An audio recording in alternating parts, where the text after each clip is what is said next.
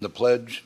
I pledge allegiance to the flag of the United States of America and to the republic for which it stands, one nation under God, indivisible, with liberty and justice for all.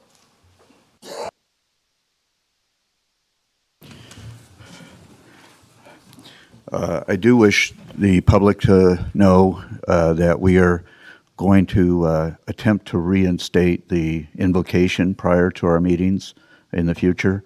We're looking for ministers, pastors to come forward and join in that group to do that. But hopefully we can perhaps have that in place by the next meeting on February 17th. But anyways, moving forward, public comment. Public comment is limited to 3 minutes per speaker unless additional time is granted by the board chairperson. The Board of Commissioners uses timing lights to ensure that everyone has an opportunity to speak. You will see a green light when you begin, and then a yellow light which indicates that you have 30 seconds left and should conclude your comments. Once the light turns red, we please ask you to sit down. Thank you. In addition to opening public comment will also be taken on administrative agenda items that are identified as for possible action and closing public comment. It is requested that members of the public provide public comment on those items that are identified as for possible action when those agenda items are considered and not during opening public comment. As I mentioned in the last meeting, we will allow public comment, opening public comment on for action items for those members of the public who are here to have issues with a specific item and then wish to return to work, with the understanding that if they take that minute, those 3 minutes during the opening public comment, they will be prohibited from doing so when that action item comes before this board. Okay, so we ask the public's cooperation in that process, but I just want to make sure that that we respect the working members of our public that wish to come and speak to us. So anyways, as you notice also, we are starting the meeting this morning at 10 o'clock, and we have an action item on the agenda later on. We will be taking a soft break, so to speak, at somewhere between 11:45 and noon, depending upon where we are on the agenda. But then we will be bringing it back in order to at 1 o'clock, so that allows staff and the commissioners to get a bite to eat before we resume at 1 o'clock. So just want to let everybody know how that's going to work today. So at this time then, we'll take public comment that is within the jurisdiction and control of the Douglas County Board of Commissioners. Those who wish to, I would also ask members of the public to please silence their electronic devices. And when you come to the podium, please sign in and state your name for the record. Thank you. Ms. Waller.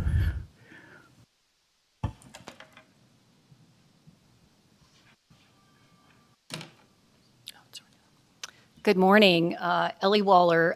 Today I'd like to honor Pat Kimmerling by wearing this shirt. I met Pat in 2001 during Carson Valley days while I still lived in Southern California. He was a great man. He was a dear and kind person, and he'll be missed by many. I'd like to send a shout out to Craig Burnside and the Citizens Advisory Board to Manage Wildlife, a great group of folks. I went to my first meeting and I enjoyed their camaraderie and responses to my questions. Now on to business. The Northern Nevada Development Authority held the annual State of the Counties Conference Wednesday in Carson City. Executives from all the counties talked about what was going on. I was astonished that none of the narratives that were published talked about water. It's one of those things with this continued growth. We need further analysis, not just for the valley here, but beyond into the other counties. My next thing on here is, when will the Board of Commissioners do a strategic plan update for the 2018-2022 strategic plan? The only thing I could find I could personally find and have not reached out was the 2018-19 third quarter report. I'm looking forward to Douglas County 2007 Open Space and Ag Land Preservation Implementation Plan to be considered for update during the review of the strategic plan. And lastly, I would like to pull item N from consent, transfer of $180,548 from reserves to capital projects to reimburse Clear Creek Tahoe for improvements to the Jacks Valley water line. I have a few questions and comments when that is pulled. Thank you. Thank you, Ms. Waller. Additional public comment in chambers?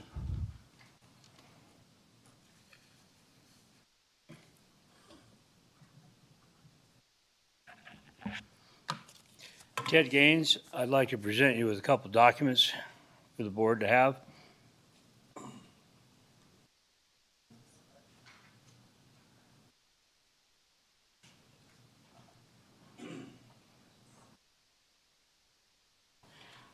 First document there, I flagged.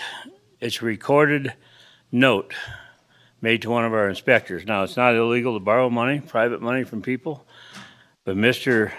Gardner, our chairperson, told me to stick that in his file a couple weeks ago. I got this about 6 weeks ago, but I needed time to look into it to make sure things were facts and get the actual recorded document. He borrowed $540,000 from a person that's a developer in this area. And this man has been doing inspections on this guy's property. Now, if you look at the third flag on that document, he's getting charged 0% interest. $540,000, no interest. But yet he's still signing inspections for this person. I don't think that's ethical. I don't think he should be doing it. Several contractors are very concerned about this. I've showed this to at least a dozen contractors, and they're not happy. So it's up to you guys to look into it. The second document there is a report on Acela. That same permit number that's on the top of that recorded document is the place where he's doing the inspections. Now, this person that's loaning him the money also handles money for a lot of the developers in this area. And he used to handle money for the biggest developer in this area. So now we have inspectors that are very much in question as to who their inspection or what they're getting paid for, what gratuity they're getting out of this. This Acela one shows everything. It shows who put in for that permit, how much they paid for that permit, who did the plan check on that permit. It shows everything except who does the inspections. Now that is a public access, public information site. That's why it was put there.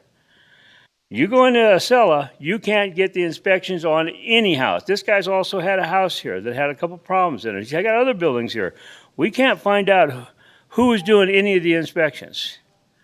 Now that's public access. Why is that one item not available to us contractors or citizens of this county to look at? Especially when people are borrowing large sums of money from this person, and implicates a lot, the biggest developer in this county. Thank you, Mr. Gaines. Additional public comment? Mr. Slade joins us in person today.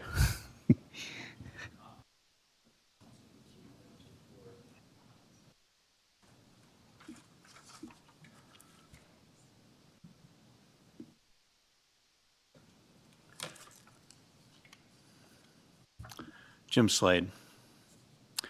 I know that a lot of different issues come before the board every meeting, and it takes a lot of times for commissioners to do a conscientious job of considering all the items that come before you. There's some issues, however, that have been raised over the years by commissioners and the public alike that require the board to be proactive, not just reactive. I would like to remind you of a couple of them in the hopes that you will bring these issues forward for discussion at future meetings.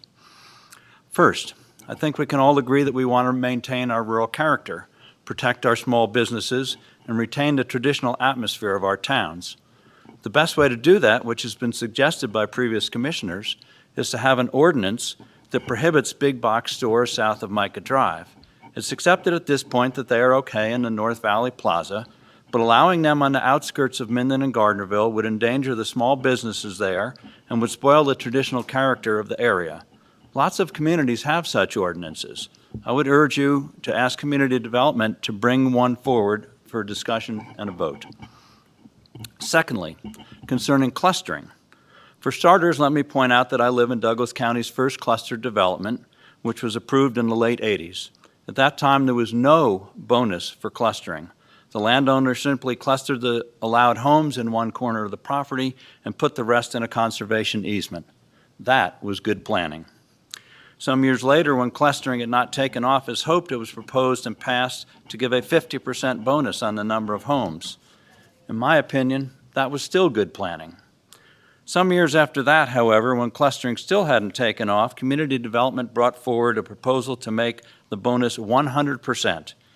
At the board meeting to consider that proposal, Rob Anderson, engineer and spokesman for many local developers, suggested that the board be bold and make the bonus 150%. Even though that was not on the agenda, the board approved Anderson's suggestion, an unwarranted giveaway to developers. At that point, the whole concept of clustering became problematic. Too much of an advantage for the developers and not enough for the citizens. Still, however, clustering was not that popular, perhaps because commissioners were all too often willing to give large landowners, like Park, a master plan amendment to allow them even more density. Clustering has inherent advantages for landowners. They get to continue to own and ranch the remainder of the property. That is in the best interest of the landowner, the public, and the desire to retain our rural character. In my opinion, the bonus should be rolled back to 50%. That would be more in keeping with the intent of the clustering ordinance and the public interest. I urge you to request that such a change be brought to you for discussion and vote. I would also ask that you pull item 8H from the consent calendar for further discussion, and I would request that the documents that were submitted to the board by Mr. Gaines be made available to the public now. Thank you. Thank you, Mr. Slade. Any additional public comment?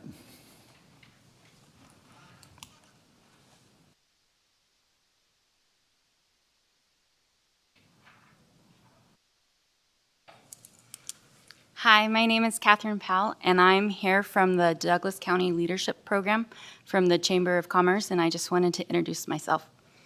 Thank you. Thank you for attending. Is that something that's required of you as a being that? Thank you. Okay.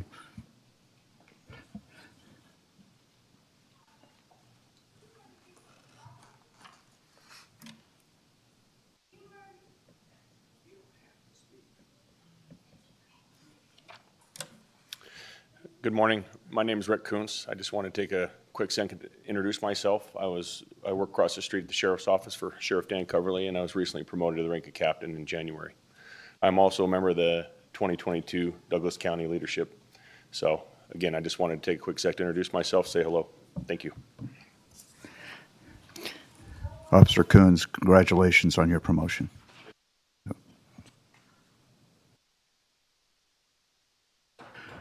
Any additional public comment from here within chambers? If not, Ms. Johnson, is there any public comment online? Gardner?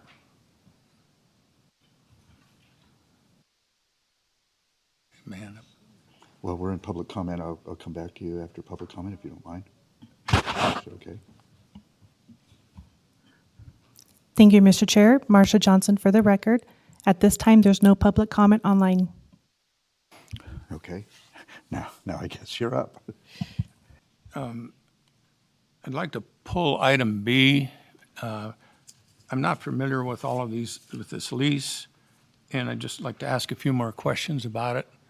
I don't know whether there's anybody here that knows the answers. I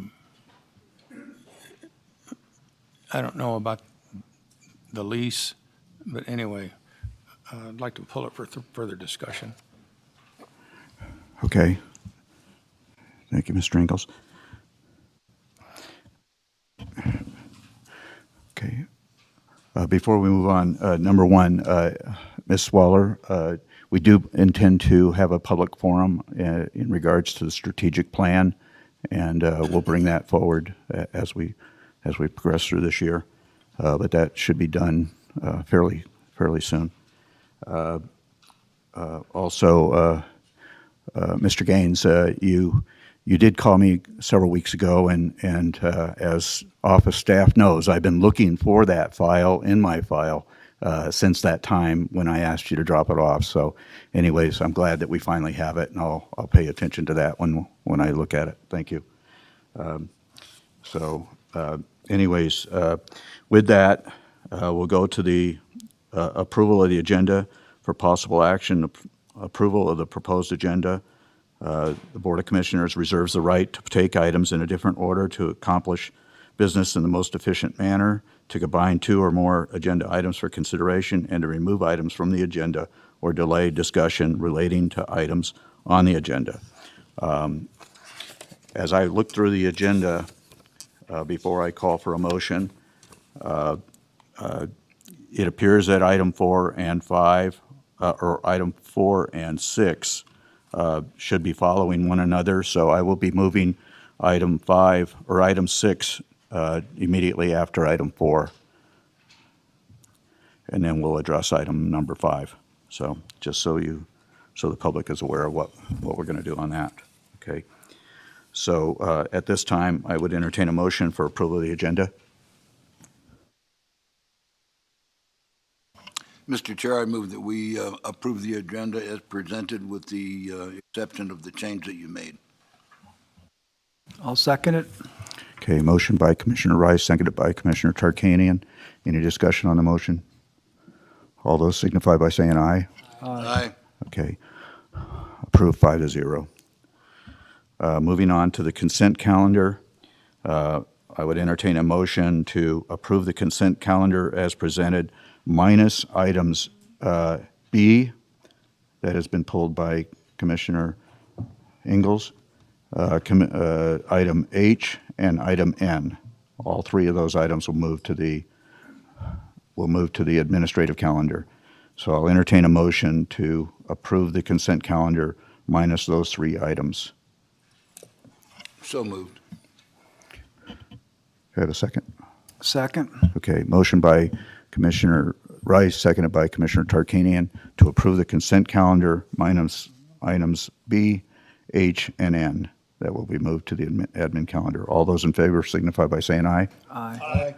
Opposed? No, there's no opposed. Okay, 5-0. Thank you. So, okay.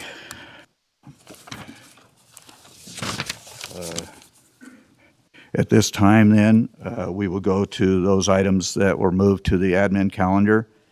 We always attempt to address those items that are pulled off the consent calendar at the beginning of the admin calendar. So item B is up now for possible action. Discussion to approve a hangar and office space lease number 2323BH at the Mendon Tahoe Airport with ACES Aircraft Maintenance Incorporated, which has an annual payment obligation of $74,600.04, and authorize the county manager to sign the lease agreement. Mr. Frank Monak, I believe he's the assistant airport manager now? Yes. Is he in attendance to address this? Or? For the record, Patrick Cates, no, he is not in attendance. We've reached out to him. I don't think he was planning on testifying. I can attempt to answer any questions that the commissioner may have, or may we have to wait until we can round him up? Mr. Ingalls, you're the one that asked this to come forward. Do you want to wait until we can get a hold of Mr. Monak, or do you want to Let's try give to it a address your shot. questions with It's Mr. pretty Case? simple. Okay. Then at this time, Mr. Cates, you have any presentation to make or questions by Mr. Ingalls? I have no presentation. This is a new lease for an existing tenant. It refers to it as a new lease, but we have an ongoing relationship with them. I don't know a whole lot about it other than what's written in the packet, but I'd be happy to answer any questions. Thank you. this is a pretty exhaustive lease. Has it been reviewed by the DA's office? Yes.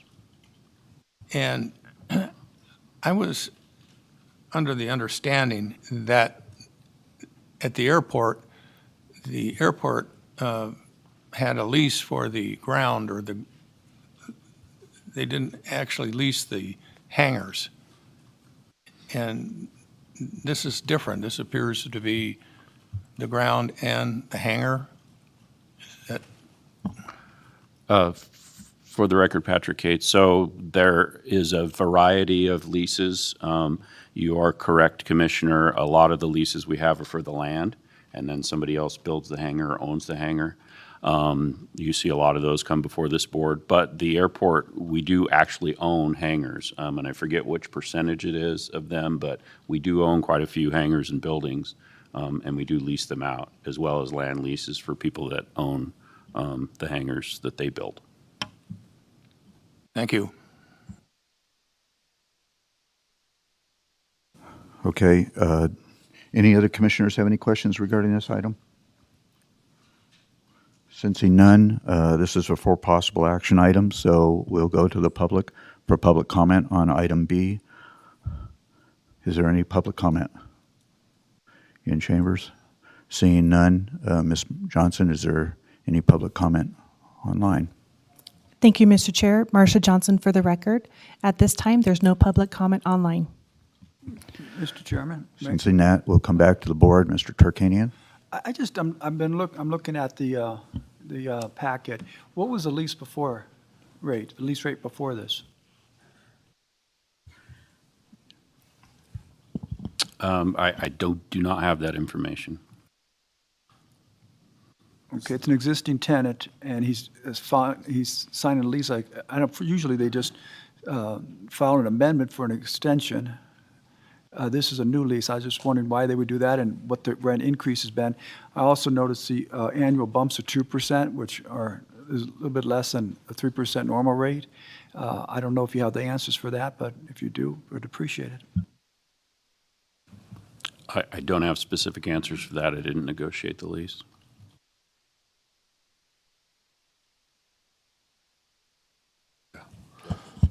Chairman, if I may. Yes. Doug Ritchie with the Douglas County District Attorney's Office. I did not negotiate this lease either, but I did ask them the same questions you did. Although they're an existing tenant, this is a new lease because there's a new lease form that the county uses. That's why it's a new lease. And the lease rate is the lease rate approved by the Board of County Commissioners in a prior resolution. I don't remember which one. So it's the standard lease rate. Is a standard lease rate adjusted upwards annually, or do they have it until the board approves a new lease rate? They have it until the board approves a new lease rate. One final question then. When was this approved, the lease rate approved last? I do not know. Commissioner Tarkanian.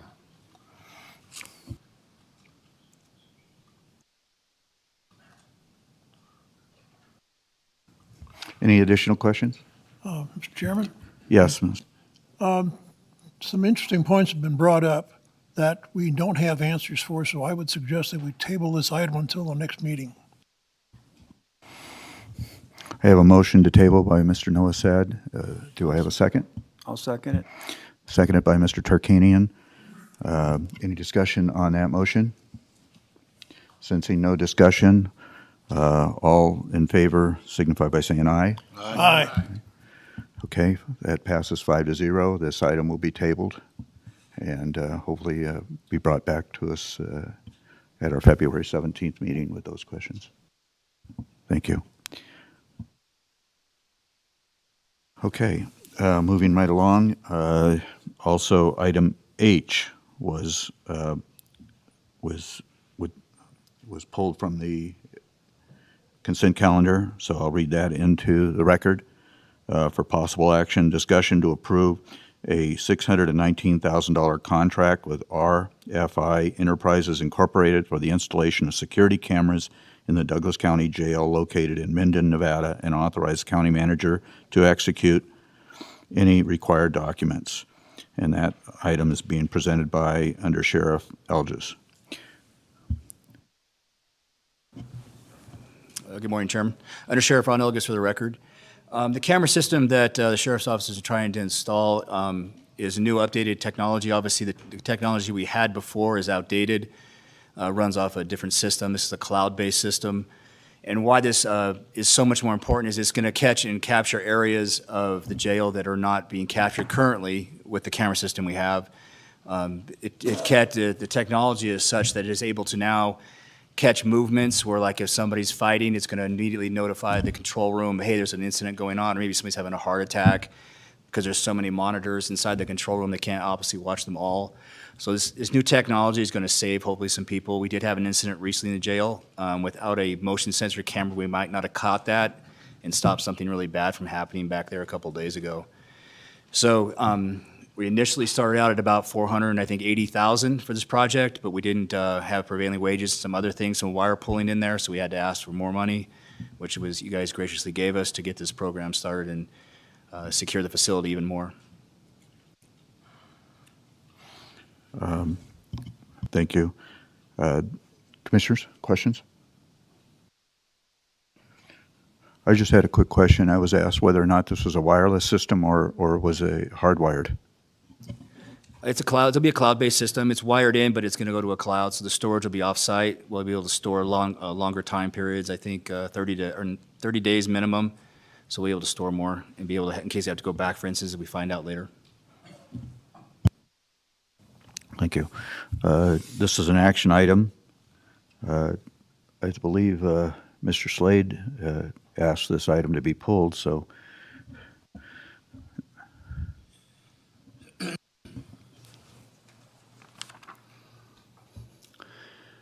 Jim Slade. I support the Sheriff's Office and think that overall they do an outstanding job in providing a vital service to our community. And I certainly don't question their request for new security cameras. If they say they need them, I trust their decision. And I don't take exception to anything that the undersheriff said. I do, however, have a couple of questions. First, when I see an item on the consent calendar with an amount of $619,000, I immediately think that that is too large a sum in our small county to be on the consent calendar, and it deserves at least a brief explanation and hearing before the board and the public with the opportunity to ask questions. In reading this item in the packet, I see that the item was budgeted for less than $500,000. When it was put out to bid, the low bid apparently was $619,000, nearly 25% over the budgeted amount. I know that in some cases, when bids come in way over budget, that the item is put out for a bid a second time. What I would like to know is who makes that decision? Is it based on a dollar amount or a percentage above the budgeted amount, or is it solely left to the discretion of the relevant department? I don't know if there's a county policy on that or not. But secondly, and more importantly, I know that the Sheriff's Office, the DA's office, and judges past and present have for years been saying that we need a newer, larger judicial and law enforcement center referred to as the JLEC.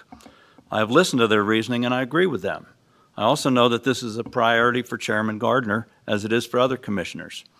Our JLEC was built in the early 80s when the county's population was under 20,000. With the excessive growth of the 80s, 90s, and early years of this century, our population is near 50,000, with the consequent growth in crime. So it is not surprising that our current facility is inadequate. Determining a plan and finding the funding will be a challenge. Sir, Under Sheriff Ilgus for the record. The policy, I don't know if there is a policy that states we would get rebids. Like I try to kind of explain, we had an initial bid. We went out and asked companies to bid us the installation of the jail cameras. It came without the prevailing wage to pay, and again, pulling some wires that they were not aware of. So when we got more into the weeds, we got Scott McCullough involved from the county. He then started the bidding process. We ended up with 3 bids. One was up near 900. The other one I think was a little lower, 100,000. And then the last one at 619. So that's why we kind of went through that process, and that's how we came to the number we came to. I think that was the only question for me, I think. Is that correct? Thank you. Thank you, sir. Mr. Cates, you had additional? Thank you, Mr. Chairman.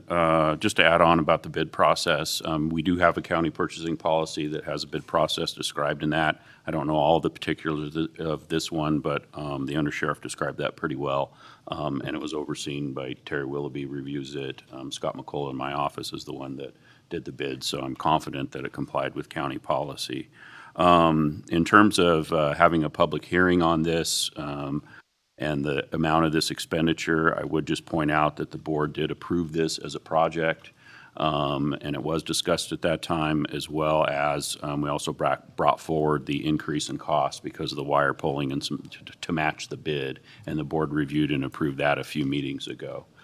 So it has been before this board a few different times in terms of public process. The other question was JLEC and whether this was money well spent if we were going to redesign the existing building or not. I would go back to the budget setting process last year where we had a conversation with the board about how we did not recommend renovating the JLEC building as it exists for both the courts and the sheriff. The board approved that. The plan forward that we've been working on for the last year is to design a separate judicial building. This board also appropriated funds to purchase land on which to build that building, and we have been currently using existing funding for preliminary design work to both build that building as well as renovate the existing JLEC building for the sole purposes of the sheriff. So as far as I'm concerned, on my understanding, the board has approved that last year, and we are working in that direction. Thank you. Any additional questions or comments from the board? Okay. Anyways, and also, Mr. Slade, I share your concern about this large of an item being on the consent calendar versus on the admin calendar. And I did not catch that. So, but the other concern I have is also, as you're saying, spending that kind of money on a building that might be vacated at a later date. But as Mr. Cates has explained in his comments, and I basically share that same concept of an attempt to basically acquire land and build a new civic complex and civic complex and courtroom complex for the county, and then turning over the existing JLEC Center completely to the use of our Sheriff's Department. So I think this is a wise expenditure and will not be vacated at a later date. So anyways, so I share those concerns. So, Ms. Willoughby, I noticed that you've come online. Did you have additional comments? Yes, Terry Willoughby for the record. So I reviewed the original bid and the final bid with DCSO staff. And the main reason for the increase in the bid was it is considered a public works project because it's modifying a public facility. So that's the reason, because you have to pay prevailing wage under NRS Chapter 338. So that is the reason for the increase in the bid, and I felt that was appropriate. Thank you, Ms. Willoughby. Anyways, at this time, this is for possible action. We've had public comment. We've had the questions answered. Mr. Chairman, I have a comment before we go there. Yep. While Ms. Willoughby's on the line, I keep hearing people complain about all the money that the taxpayers are paying for the event center at the lake. Can you give me an estimate about how much tax money from the valley has gone up there to construct this event center? Wait a minute. I'm sorry, Mr. Rice, but that is irrelevant to this particular item that's on the agenda. So, I think we need to stick to public comment and comments regarding. I'm responding to public comment.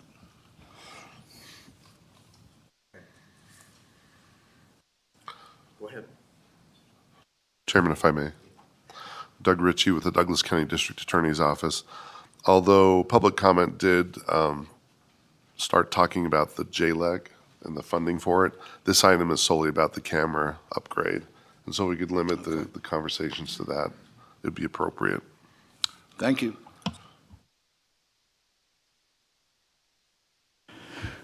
Okay, so at this time, we'll entertain a motion for possible approval of item H. Do I have any motions?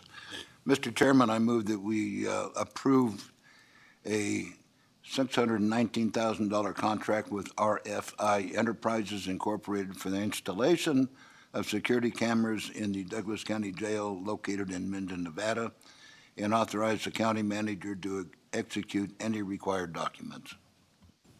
Thank you. Do I have a second?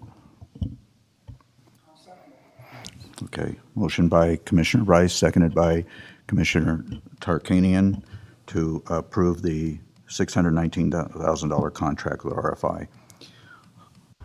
Any discussion on that motion? Sensing no discussion, all those in favor signify by saying aye. Aye.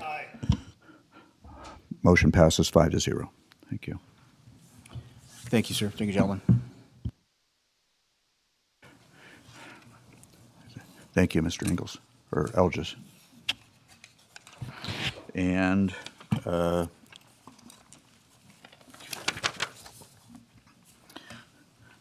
we'll move on to item N. That was pulled from the consent calendar for possible action, discussion to adopt Resolution 2022-R-014, which transfers $180,000, $548 from reserves to capital projects to reimburse Clear Creek Residential for improvements to the Jacks Valley water line requested by Douglas County.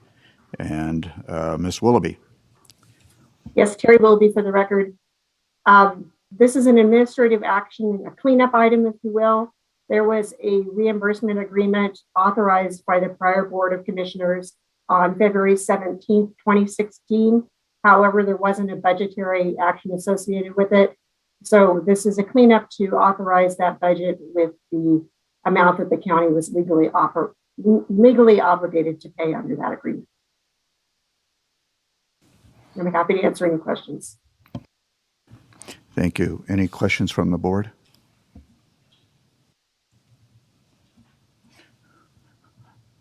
I had one question. From 2016, there's a 5-year delay in bringing this back to the board for action. I'm kind of a little bit dismayed by that. So just an observation, I guess. Terry Willoughby for the record, the terms of the agreement were not completed. The infrastructure was not in place until within the last year. So when it was submitted for payment, that's when we realized the budgetary action had not taken place in 2016. So we decided to clean that up in full transparency. Thank you for that explanation. We'll go to public comment. Ms. Waller, you brought this item forward.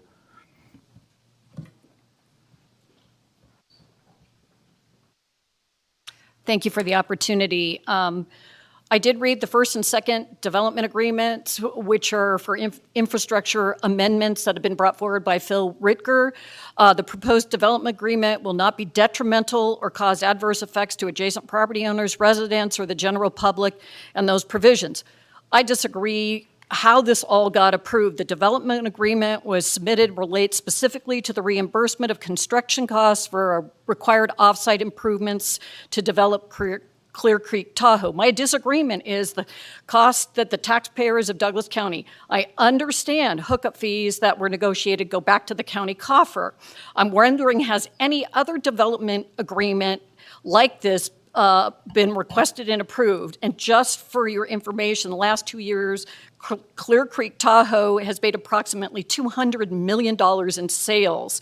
Second amendment to the development agreement, as mentioned in 2016. On December 6, 2003, this was background information, the Board of Commissioners adopted the ordinance for Clear Creek LLC. The county will receive a $2,500 connection surcharge fee in connection with each building permit in lieu of Clear Creek constructing a water well. Based on the number of equivalent dwelling unit connections, the parties estimate the county will receive approximately $1 million. Pursuant to DCC 20.100.100.c, the county will reimburse Clear Creek a maximum of $1 million for construction of this water line along Jacks Valley. Just so everyone's clear, the Second Amendment agreement language provided in the amendment talks about the water line. I do not agree. This should have been an administrative approval. It states that the county representative may approve the modification administratively without an amendment to the second amended agreement.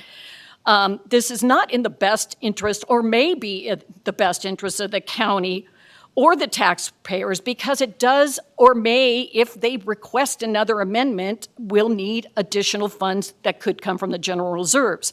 On June 3rd, 2021, Phil Ricker presented dedication of the water system. In 2018, this was where we finally got the water line through the Washoe Tribe.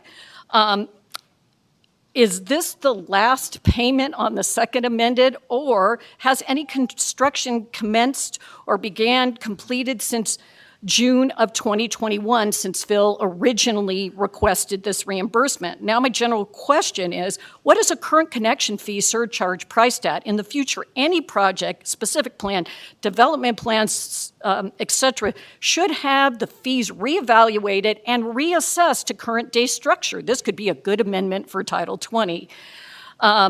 Hoping this type of agreement for water infrastructure, much like the obligation to spend $5 million on Mueller Parkway's 2 lanes, never comes forward again. If developers cannot build necessary required infrastructure with these variances, then the project should not be approved. Thank you. Thank you, Ms. Waller. Is there any additional public comment in chambers?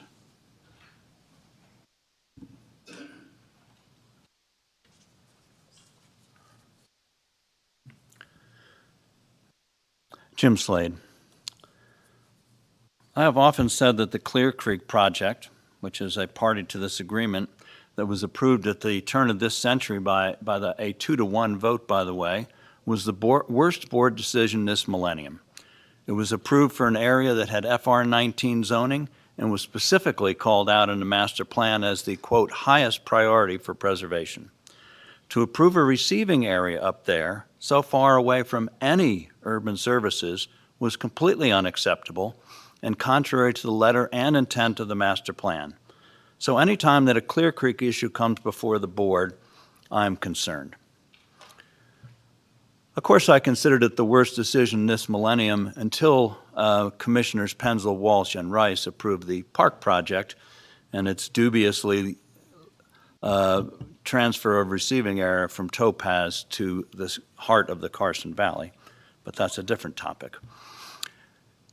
It is beyond my understanding and not explained at all in the agenda packet why Clear Creek Residential was involved in construction these water facilities over by James Canyon, which is quite a distance from Clear Creek Residential. And I am hoping that our CFO or someone else can clarify why that was. One of the issues that concerns me is from page 388 of your packet, where it says,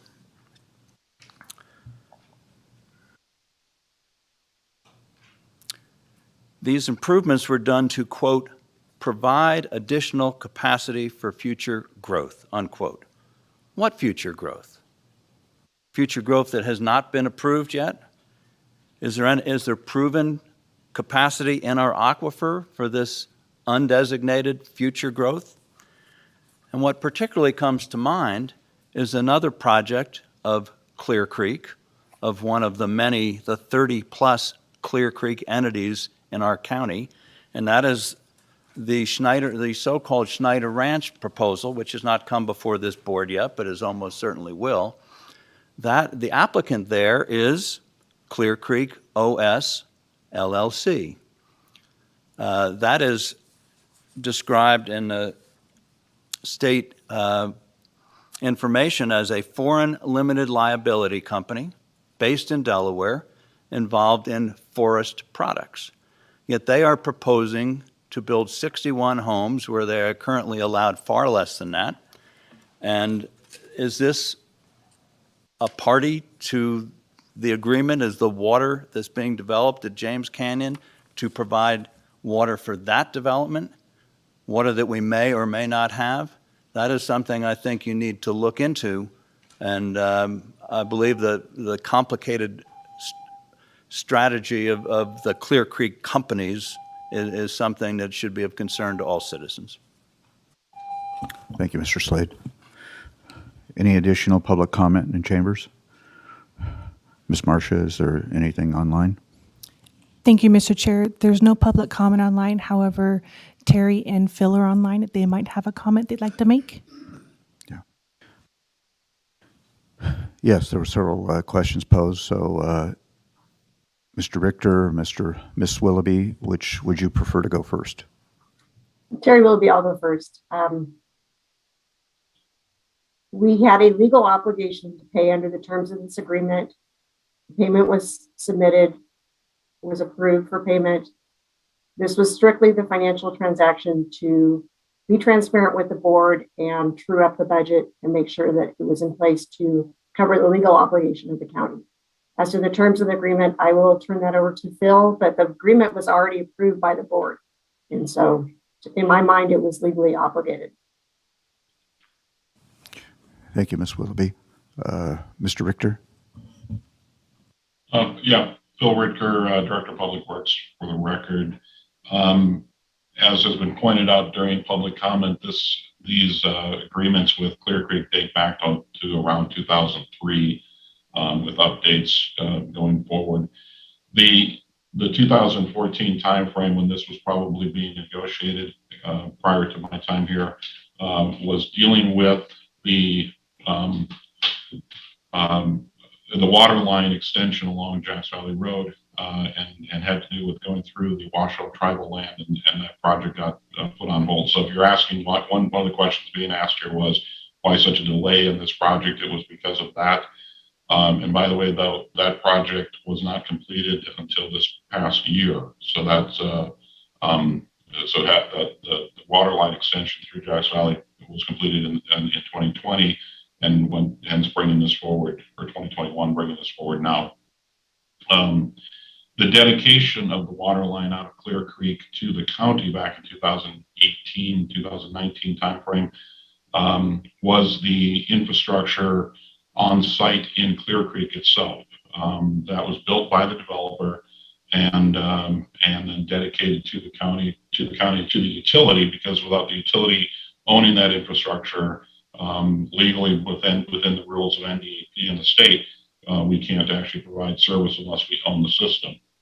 With regards to the $2,500 fee, that is an additional fee beyond normal connection fees, beyond what's standard in our code for each lot up at Clear Creek, and that is being collected by the utility. That's not a general fund collection, that is a utility fund collection.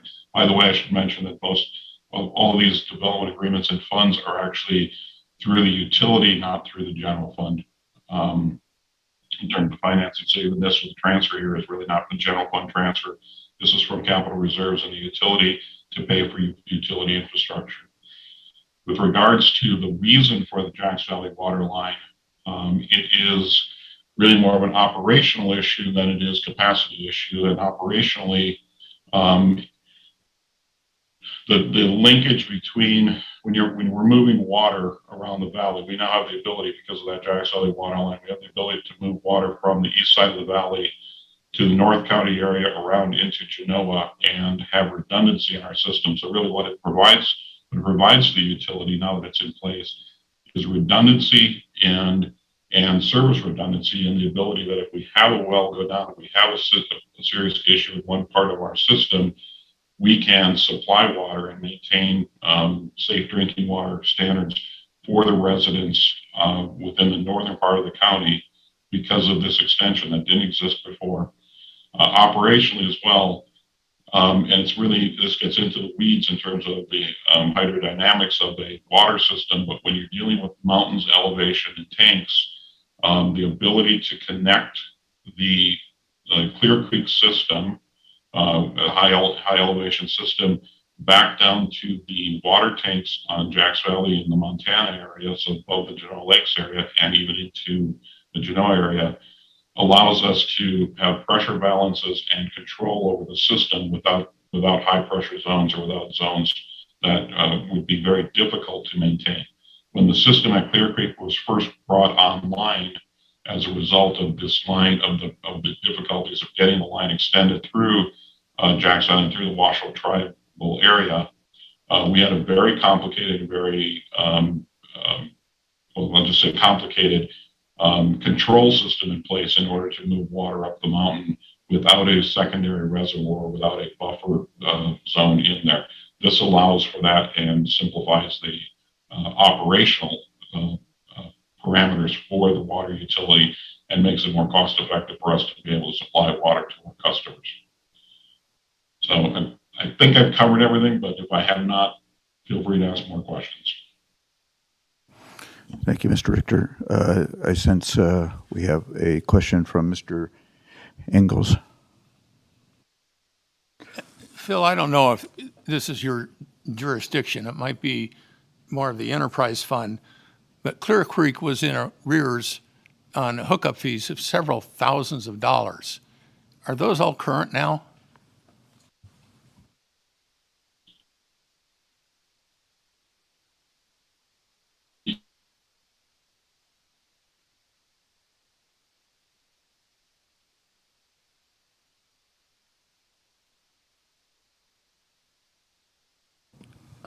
Perhaps I can take a stab at that one. Okay. Mr. Cates? For the record, Patrick Cates. So there was some cleanup on billing that we had to do. We had some outstanding invoices with Clear Creek that should have been voided because we did some re-invoicing of them. And as far as I understand it, they are current, and those billings have been corrected.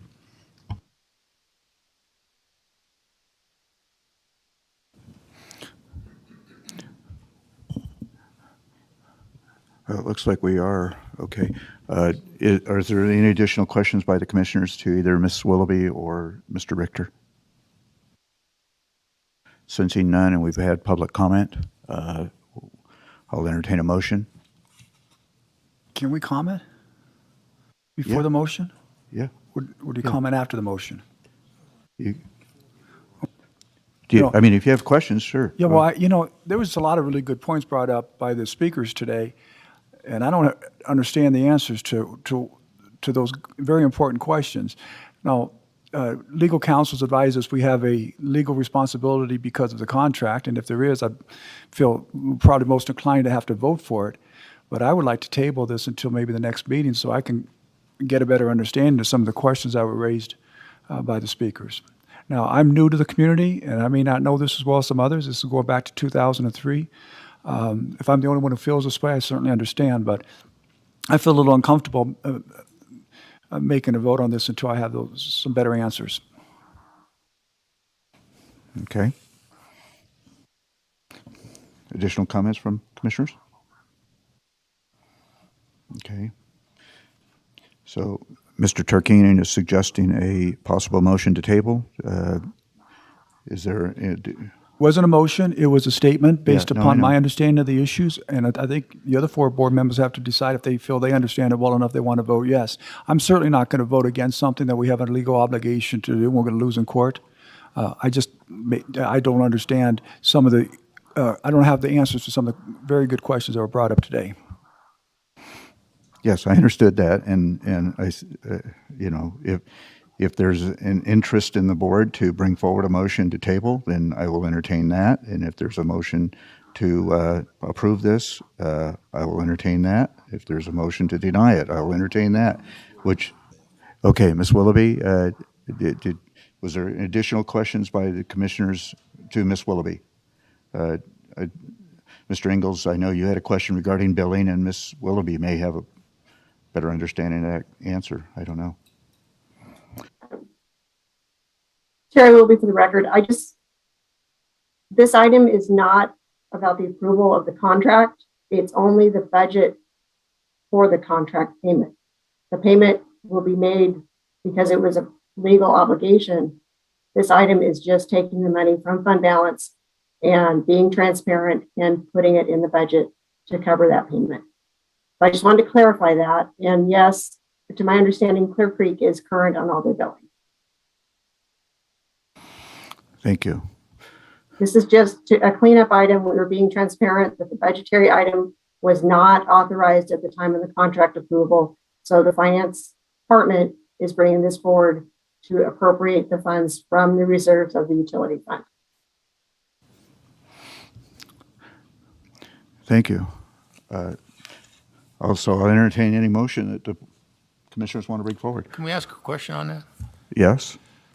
So this is not a cash disbursement, it is just a transfer of funds within the general ledger?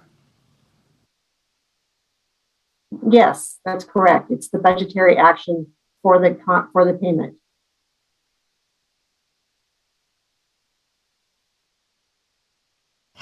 The payment was authorized by a prior board of commissioners and included in that legal document. If they meet the terms of the contract, then the county is obligated to make that payment. But this item is not the approval of the contract. That has already happened in 2016. Mr. Chairman. Thank you for that clarification, Ms. Willoughby. So, yes, Mr. Noasad? Given that the decisions were made by previous boards and various amendments, I would suggest that we are legally bound to make this transfer. However, it should be a lesson learned for what future boards may run into and have a little more digestion of the facts before you vote. So I make that motion that we approve. Do I have a second? Second. Okay, so I have a motion by Mr. Noasad, seconded by Mr. Ingles, to adopt Resolution 2022R-014, which transfers $180,548 from reserves to capital projects to reimburse Clear Creek Residential for improvements to the Jacks Valley water line requested by Douglas County. Additional comments, questions about the motion? Sensing none, all those in favor signify by saying aye. Aye. Motion passes 5-0. Thank you. Okay, well, we've dispensed then with all three of the items pulled from the consent calendar to the administrative calendar. And so we'll go into now the administrative calendar. Item number 1, for presentation only, a ceremonial presentation of Employee Service Award to Miss Linda Skaggs for 20 continuous years of service to Douglas County. And I'll call forward, what's that? They were here.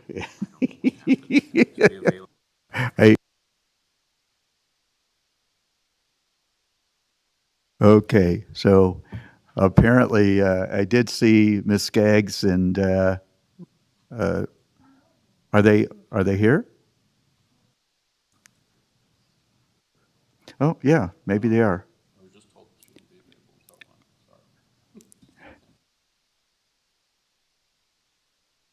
There's Mr. Morgan. You're on deck, buddy.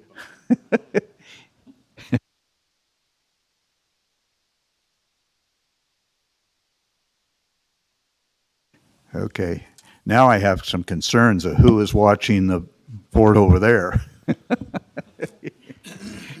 We have a senior lunch coming up in about a half an hour, buddy. So anyways, Mr. Morgan, please.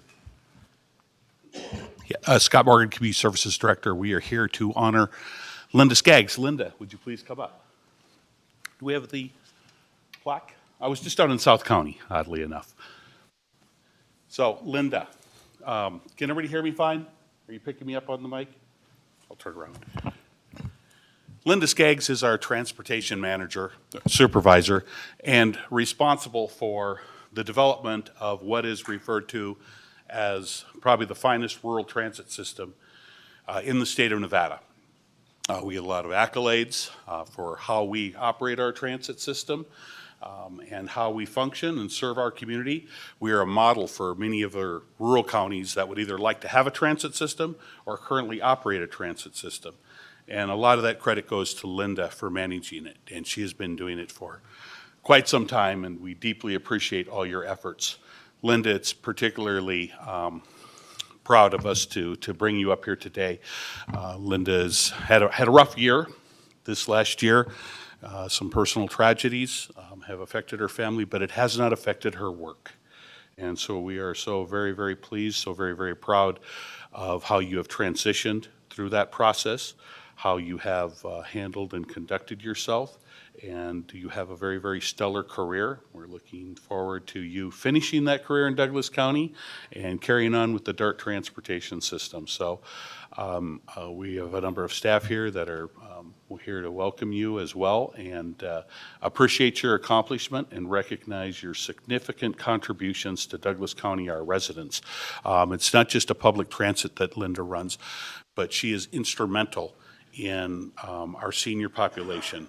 For those that aren't real familiar with DART transportation system, it's just not a public transit system. It is a system that runs deviated fixed route, does public transit, but more importantly, serves our seniors. We do a dial-a-ride service, and we provide senior and disabled transportation, which is critical to maintain the independence of our seniors, keeping them in their own homes for as long as possible, which is really the number one goal of the Senior Center and our DART transportation.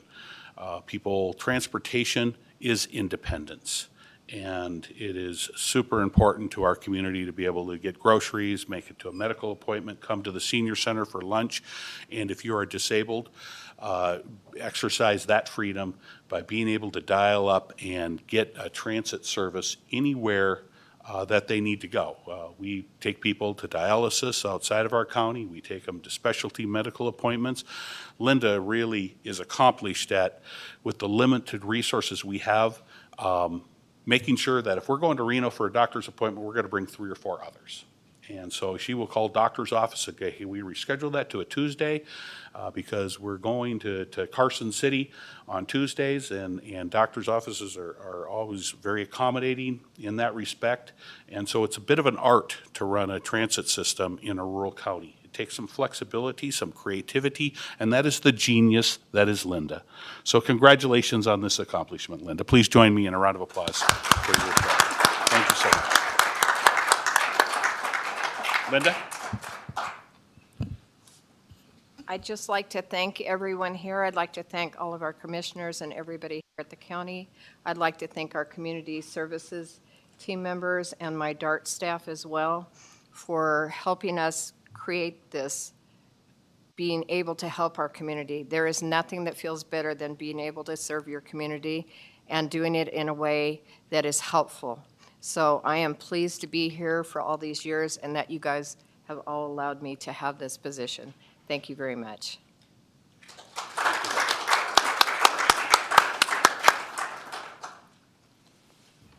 Thank you, Mr. Scott. I Thank you so appreciate much. it. And Linda, thank you, and appreciate your service. And of course, the rest of the staff of Community Services also. So go back to work. Yeah, those seniors are counting on that lunch in about a half hour.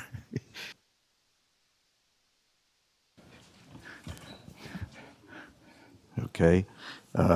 Moving right along to item number 2, for possible action, discussion on the start time of future Board of County Commissioner meetings. Consideration may include moving the regular time from 1 p.m. On the first and third Thursdays to 10 a.m. This is an item that I brought forward.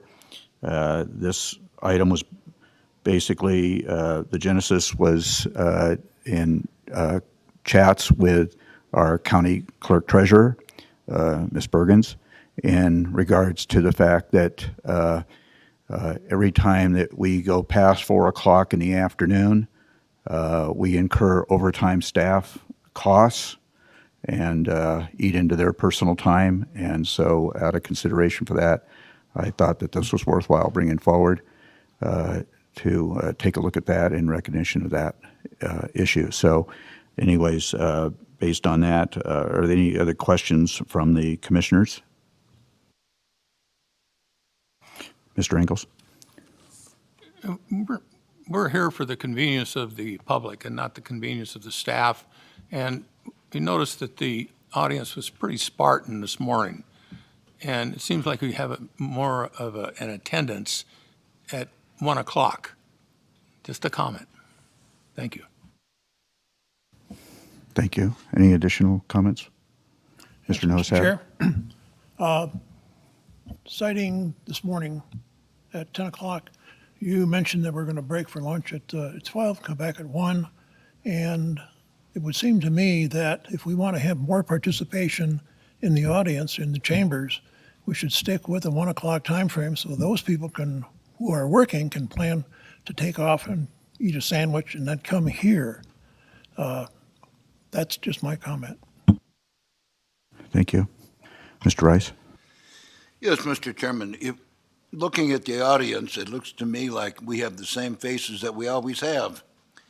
And I don't think that for the budgetary purposes and for the convenience of the fact that anyone that wants to zoom in on this can do so from their desk at work, don't tell your boss, or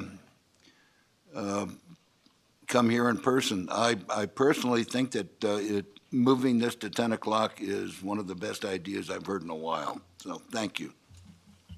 Mr. Chairman? Mr. Tarkanian? I had asked to have the meetings moved earlier to 10 o'clock, and so I'm in favor of this. I would like to make a comment about the 1 o'clock. If we're going to be in meetings at 1 o'clock and they have an opportunity to speak at every action item after that and at the end, what is the difference if they can get here at 1 o'clock when the meeting starts or when you get at 1 o'clock when you come back from lunch? If it's saving the county time and money with their staff and also allowing people to finish before it gets late at night, I just think it's a good move. Thank you, Mr. Tarkanian. Do we have any comments, public comment in chambers?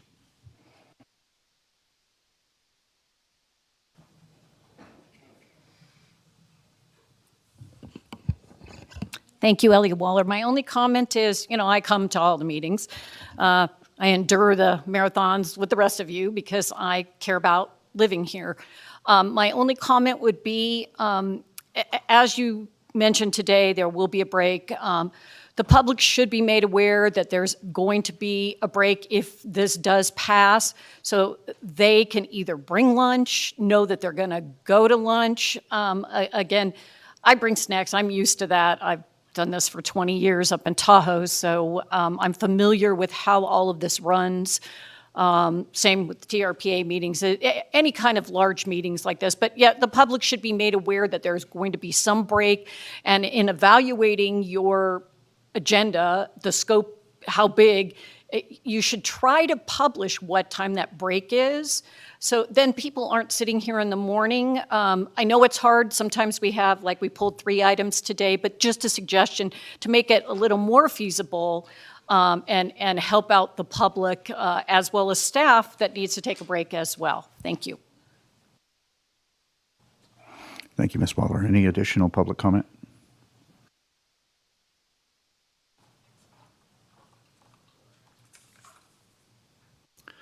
Jim Slade. Maybe I'm just a creature of habit, but I prefer leaving the regular meeting time at 1 p.m. In the packet, several points, COVID issues were mentioned.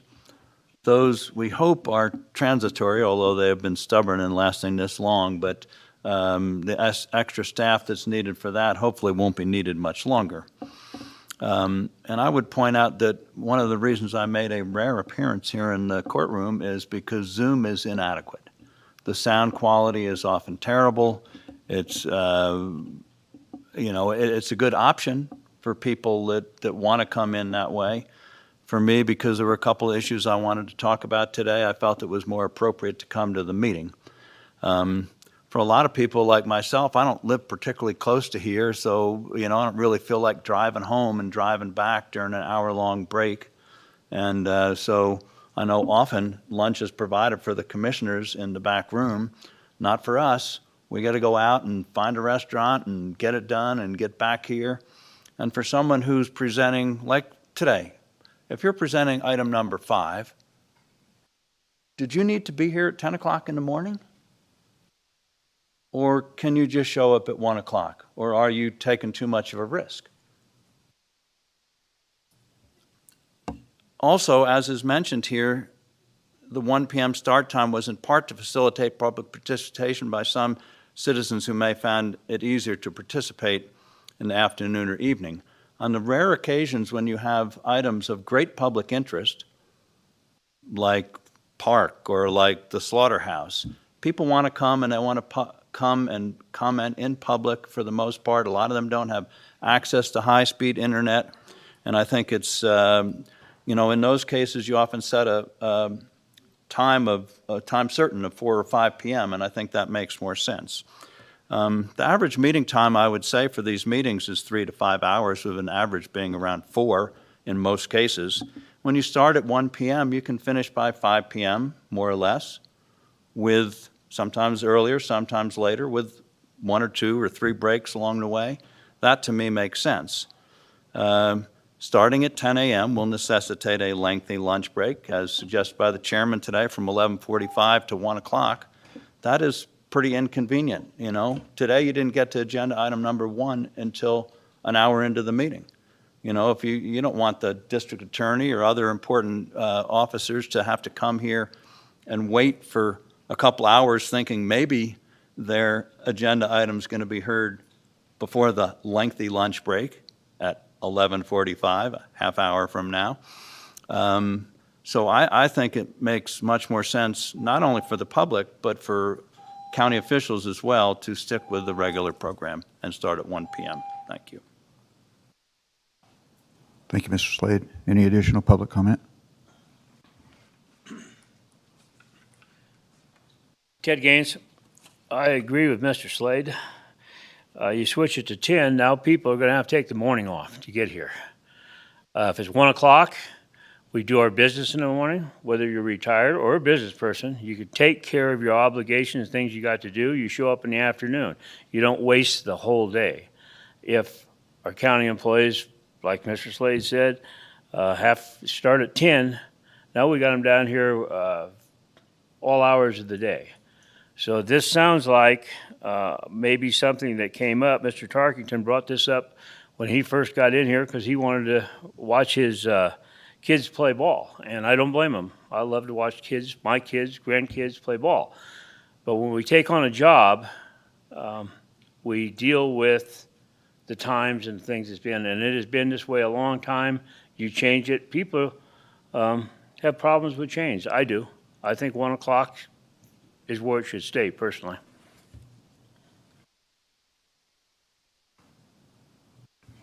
Any additional public comment in chambers? Seeing none, Ms. Johnson, is there any public comment online? Thank you, Mr. Chair. Marcia Johnson for the record. At this time, there's no public comment online. Thank you. Bring it back to the board. Additional comments? Questions? Entertain a motion. I'll make a motion to change the time of the meeting from 1 p.m. to 10 a.m. as stated in the agenda. I'll second. Okay, we have a motion by Commissioner Tarkanian, seconded by Commissioner Rice, to move the permanent starting time to 10 a.m. versus 1 p.m. Mr. Chairman? Entertain. I'm going to offer a question. friendly amendment to this motion. I agree that we can start at 10, but as said by some of the people in the audience, you need to publish it. And so as part of the motion, I would say that you'll be required to put that into the lead-in that you do now. I will withdraw my motion and allow Mr. Novosad's motion to take. That's not necessary to I will second the friendly amendment, right? So any discussion on the amendment? Sensing no discussion, all those in favor of the amendment to make sure that it's published and noticed to the public properly. Is that correct, Mr. Nosad? Okay. All those in favor of the amendment signify by saying aye. Aye. All those against, nay. Okay. Motion passes 4-1. Now on the main motion as amended, all those in favor of the main motion as amended signify by saying aye. Aye. Opposed, nay. Okay. Motion again passes 4-1. Thank you. Okay. So we will ensure that going forward, as we publish our agendas, that we make it very clear to the public that of these times. Right? So, I mean, I think we do that anyways, but anyways, I just want to make sure that that's, yeah. So, okay. Thank you. We'll now move to action item number 3 for possible action. Discussion to join the state of Nevada and other Nevada counties and cities participating in the One Nevada Agreement on the allocation of opioid recoveries, in parentheses, the One Nevada Agreement, to A, approve amendment number 1 to the One Nevada Agreement to reduce the attorney's contingency fee from 25% to 15% for the proposed settlement agreements with AmerisourceBergen Drug Corporation, ABDC, Cardinal Health, McKesson Corporation, and Johnson & Johnson. B, approve and execute the subdivision settlement participation forms and releases pursuant to the terms of the One Nevada Agreement previously approved by the county commissioners with 1, the state of Nevada and opioids distributor defendants ABDC, Cardinal Health, and McKesson Corporation as listed in Exhibit C to the One Nevada Agreement, and 2, the state of Nevada and opioid manufacturer defendant Johnson & Johnson as listed in Exhibit C to the One Nevada Agreement, and C, authorize the county manager to execute all required documents. And this will be presented by our district attorney, County District Attorney Mark Jackson. Mr. Jackson. Thank you, Chairman Gardner. Commissioners, for the record, Mark Jackson, Douglas County District Attorney. Joining me on Zoom are Bob Adams and Richard High. They are attorneys with the law firm of Egglet Adams, who the county contracted with and retained in 2018 to bring forward a lawsuit against certain manufacturers, distributors, and retailers related to the opioid epidemic that I presented the problem first in 2018, and as part of that presentation, if you recall, I discussed some of the deaths over the 6 preceding years. We were averaging about 6 deaths per year in Douglas County related to opioid abuse, and just last week, part of my duties is to review all of the coroner cases, and just last week, I reviewed 2 additional deaths that occurred in 2021, a 61-year-old woman and a 36-year-old male, and again, related to opioid abuse. So Mr. Adams and Mr. High are here to briefly discuss Amendment Number 1 to the One Nevada Agreement regarding, you don't hear this that often, reduction of attorney's fees as it relates to those specific defendants that are identified in item 3A. And that Amendment Number 1 should be on page 432 of your packet. And also to discuss very briefly the subdivision settlement participation forms and releases which follow that amendment. So with your permission, Chairman Gardner, if I could turn it over. I believe that Richard High will be speaking first. That's correct. Thank you. Mr. High, go ahead. Good morning, everyone. For the record, my name is Richard High. I'm an attorney with the Egglet Adams Law Firm. As District Attorney Jackson mentioned, we are outside counsel to Douglas County for the opioids lawsuit. Here with me also is Robert Adams, named partner of the firm. We've been asked to brief you on the recently announced settlement between the big 3 distributors and Johnson & Johnson. Being mindful of your time, I will keep my comments brief and will turn it over to Mr. Adams when I am finished, who will field any questions from the commissioners. As you are aware, the state of Nevada recently announced that it will participate in settlements with certain national distributors and a manufacturer in connection with the state's ongoing opioids litigation. Nevada will participate in a settlement with the 3 largest opioid distributors, and as District Attorney Jackson mentioned, they are AmerisourceBergen, Cardinal Health, and McKesson Corporation. These essentially are the companies that shipped millions of opioids into the state of Nevada, including Douglas County. In addition, the state is participating in a settlement with Johnson & Johnson and its U.S.-based Janssen Pharmaceuticals entity to also resolve the company's role in the state's opioid epidemic. It is our recommendation that Douglas County participate in the national settlement with the distributors and J&J alongside with the state of Nevada. Overall, Nevada's share of the total settlement amount will be up to $285.2 million. That amount is contingent upon maximum participation by all of Nevada's political subdivisions.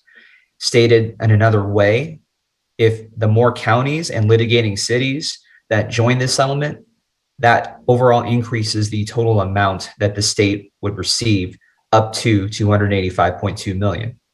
Additionally, the allocation of the state of Nevada and its local governments as it relates to this settlement is governed by the One Nevada Allocation Agreement, which this county commission authorized a few months ago.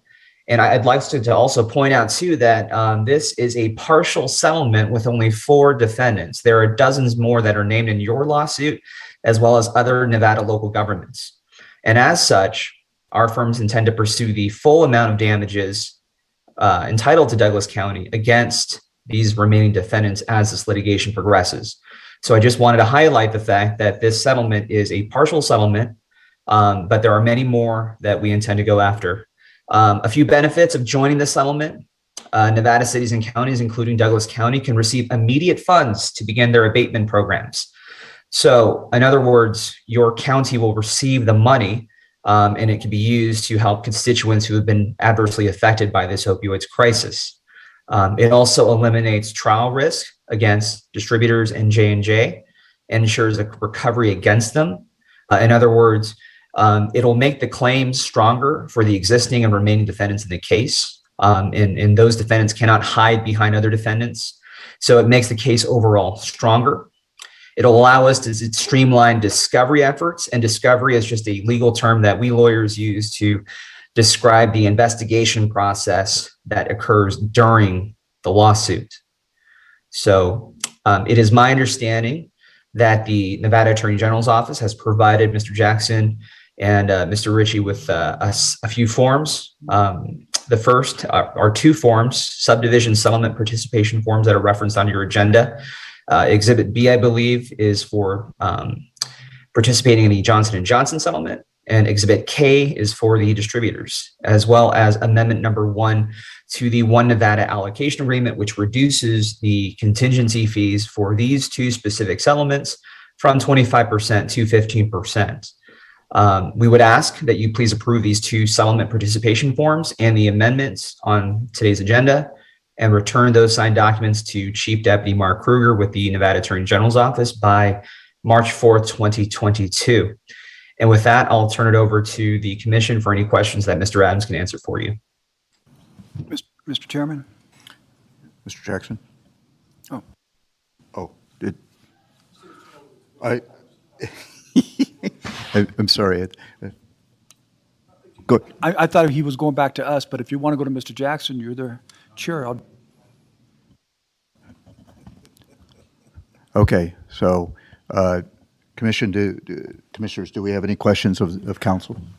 When we had our presentation, I think one of the things that stuck out to me was, besides the large amount of money being distributed or paid out, was that this was going to be the, out of the 3 groups that we're suing, this is the least profitable for us, or the one that has the least amount of exposure where you think you can get the least amount of money. So I think that point should be made to the public.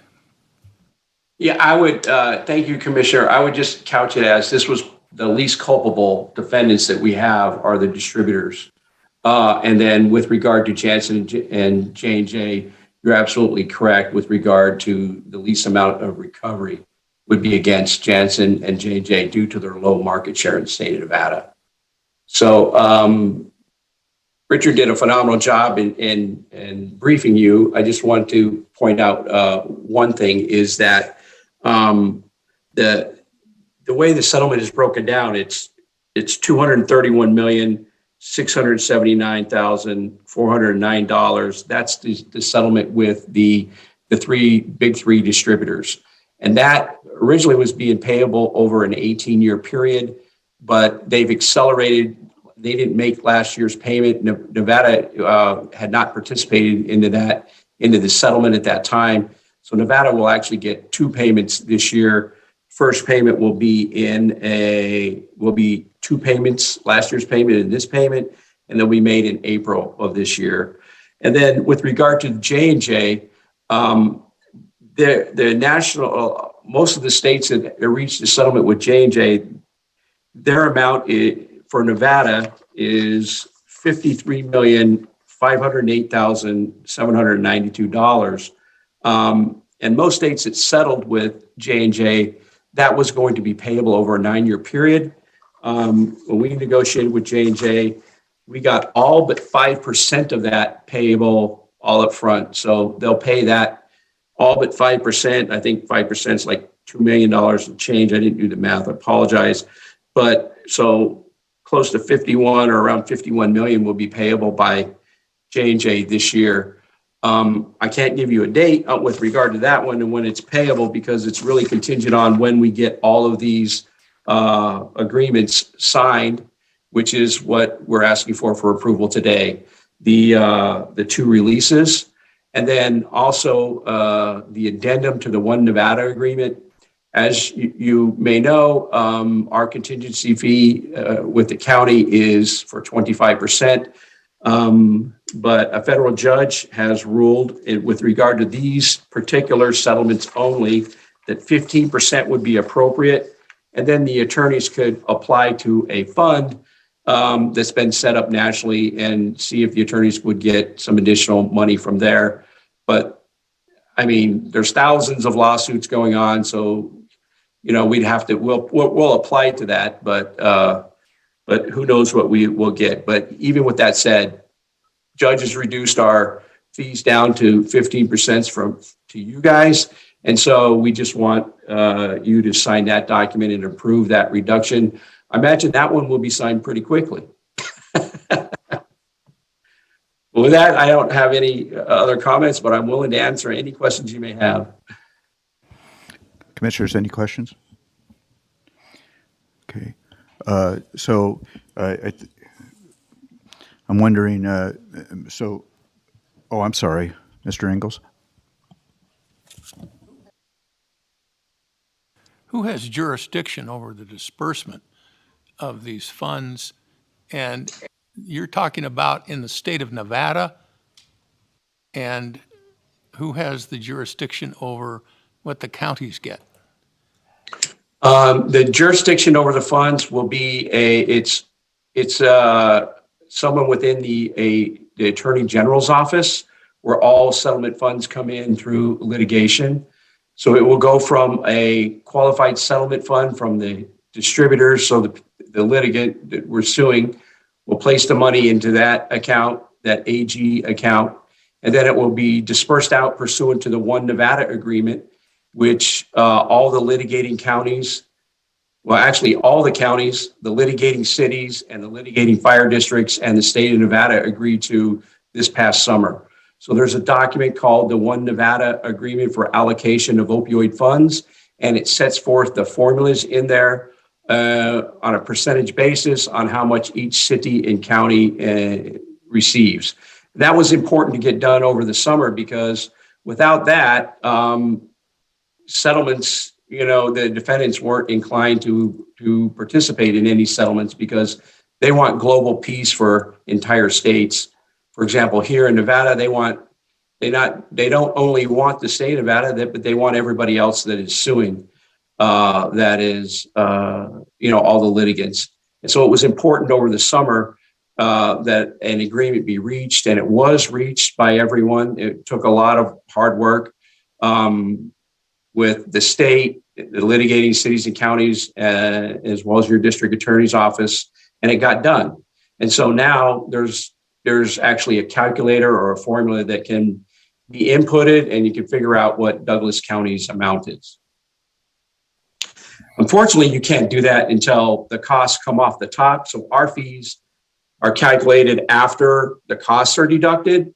And so right now I don't have the final amounts of those. We won't have those until closer to the payment time. Thank you. Any other questions? Chairman Gardner. Yes. Again, for the record, Mark Jackson, District Attorney. Commissioner Engels, the decision, all that will happen at the state level, but the money that's going to be coming into Douglas County, those decisions will be made here at a local level. A big part of this, and this was a big part of some of the bankruptcy proceedings that were occurring nationally, was that the proceeds from any of these settlements has to be related to the abatement of the opioid epidemic, and to deal with those damages that are based up in each community. And part of this, and one of the difficulties really that the law firm of Egglet Adams has had to deal with is how unique all of the counties are throughout the state. And the issues we've been facing in Douglas County may be a little bit more similar to Carson City and perhaps Lyon County, but different from some of the other smaller rurals. So I have already had a discussion with the county manager just briefly to let him know about some of the schedules and under this abatement program, whether it's dealing with prevention, the education, the rehabilitation, the treatment, the incarceration aspect of that. I've had multiple discussions with the sheriff and the sheriff's needs, as well as the undersheriff Ron Elgis, and the needs of the sheriff's office moving forward about how we would deal with this. We also understand that so often we are dealing with co-occurring disorders, and it's not just an opioid, but there may be alcoholism or some other drug such as methamphetamine that's a big part of it, and we need to structure something that would work here best in Douglas County to reduce these deaths and to reduce the other damages that families are suffering from, and the huge impact on the resources in the county, from social services to the sheriff's office, the court systems, the DA's office, for example, where we can dedicate resources that are going to be funded by these companies and some individuals who are responsible for putting this in these communities throughout the country. Thank you, Mr. Jackson. I'd like to try to break it down a little bit more into layman's terms for the public. As I understand it, this is just one piece of the pie that we have other litigants, or we're the litigants, I guess, or the plaintiffs. We have other entities that we are also suing in this regard. Is that a correct statement? It is for the That's record. correct. Mark Jackson, Douglas County District Attorney. For those members of the public that have the packet with this particular item, Exhibit C to the One Nevada Agreement, which starts on page 425 of the packet, continues on to page 426, 427, and 428, is the long list of all of the defendants. So this item, 3A, 3B, only applies to these 5 defendants that are named within that. I haven't counted up all of the defendants in this lawsuit, but it's a pretty large number. We're talking some pretty big dollar numbers, and so I think the county is more, certainly they are more interested in knowing. So as I understand it, this is going to be a payout of over 17 years to the county, with 2 payments due in 2022, and that the anticipated amount, dollars-wise, that we're going to potentially receive from this particular piece of the pie to the county, as I understand it, is going to be somewhere in the, I'm just going to ballpark it at $1 million a year. But I think it's important for our county to also understand that these funds are encumbered and have to go into certain, they're not free to the public and not free to the commissioners to allocate as we wish. Are all those correct statements? Mark Jackson, District Attorney. As to the last statement, absolutely correct about being encumbered. And as to all of the other ones, I think it would be best if Mr. Adams replied to those. Yeah, I think everything was a correct statement, Commissioner, with except that I have not calculated the exact amount that Douglas County would receive each year. I imagine that would fluctuate because there's going to be years like when these lawsuits settle, there's not going to be cost. And so in those years, there's going to be no costs, litigation costs that come out of those settlements from the top. So it could be a little more money in various years for the county. But I haven't done the math on what the estimated amount is even for the county. I just don't have the factors yet to do that because I don't know what the costs are. Thank you. Okay. Any other questions by commissioners before we go to public comment? Sensing none, at this time we'll open public comment on this item. Is there any public comment here in chambers?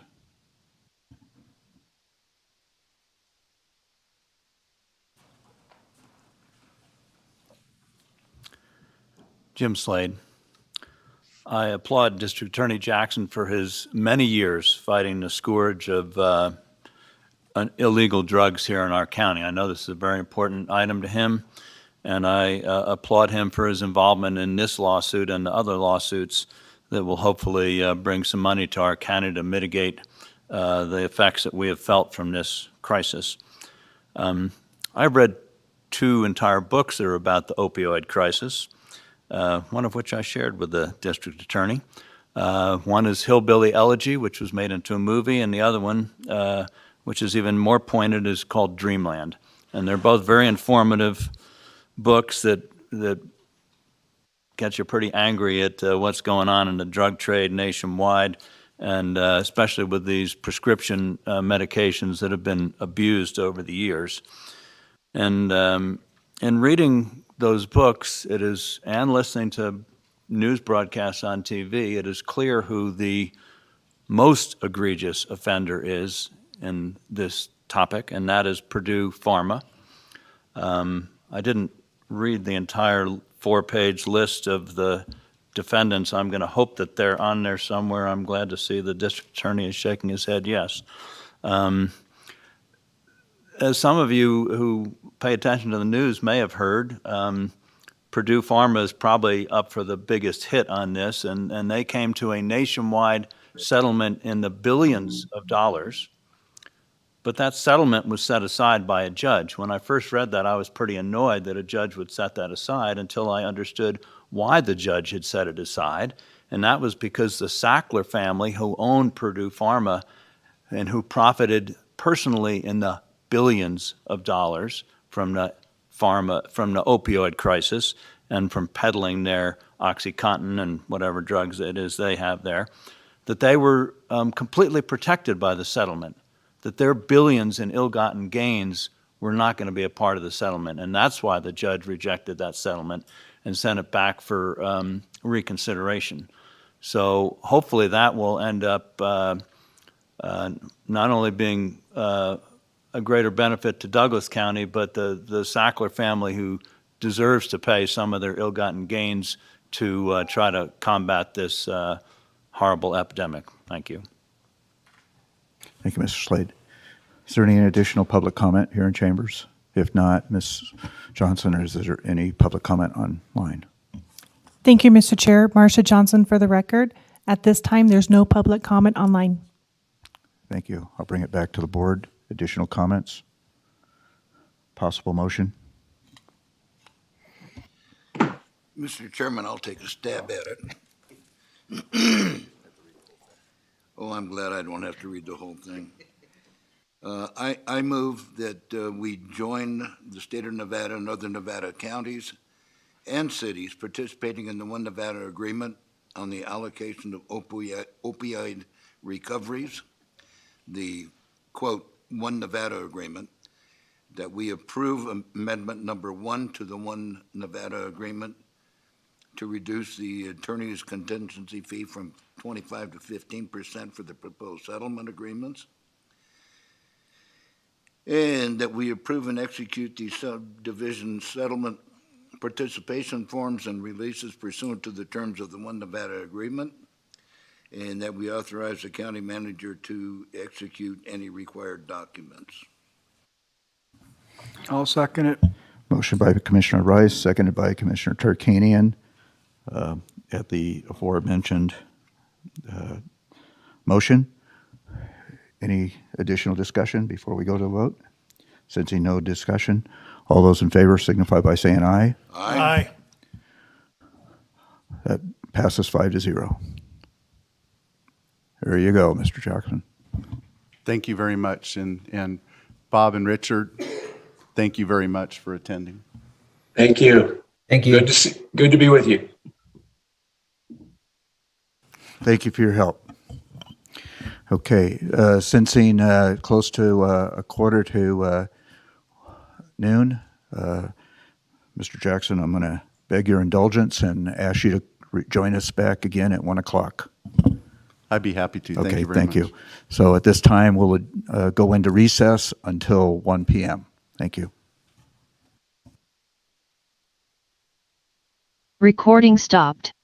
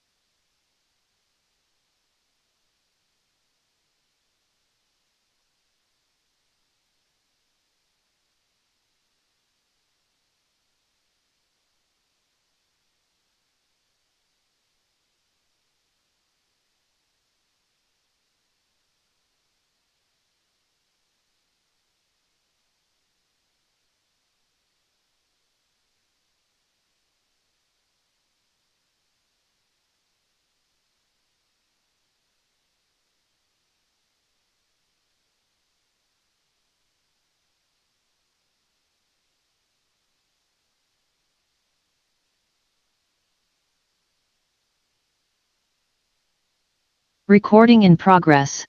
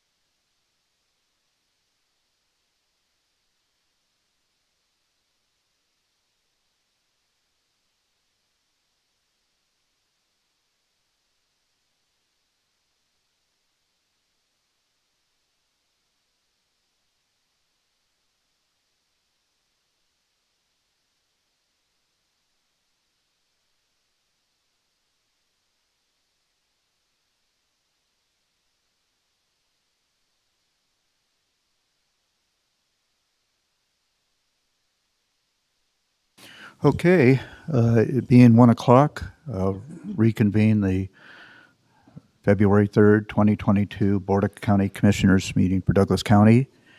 I had indicated we were going to move things around a little bit here in these next items, but anyways, what we're going to do then, the item number 5 regarding the Carson Truckee Water Conservation District nomination for a layperson. Ms. Baggett is here today, and so I'm going to indulge that and take that item next, and I've asked Mr. Jackson to delay his until after that. So anyways, with that, we'll move to item number 5 on the agenda, called for possible action. Discussion to approve Douglas County's nomination of a lay member to the Carson Truckee Water Conservation District, CTWCD. Everything has to have its initials, right? For a 4-year term, effective February 2022, in accordance with Nevada Revised Statutes 541.100. Mr. Cates. Thank you, Mr. Chairman. I'll be brief. So the Carson Truckee Water Conservation District is a board that the governor appoints members to, and the way the law reads, that is with the recommendation of the Board of County Commissioners.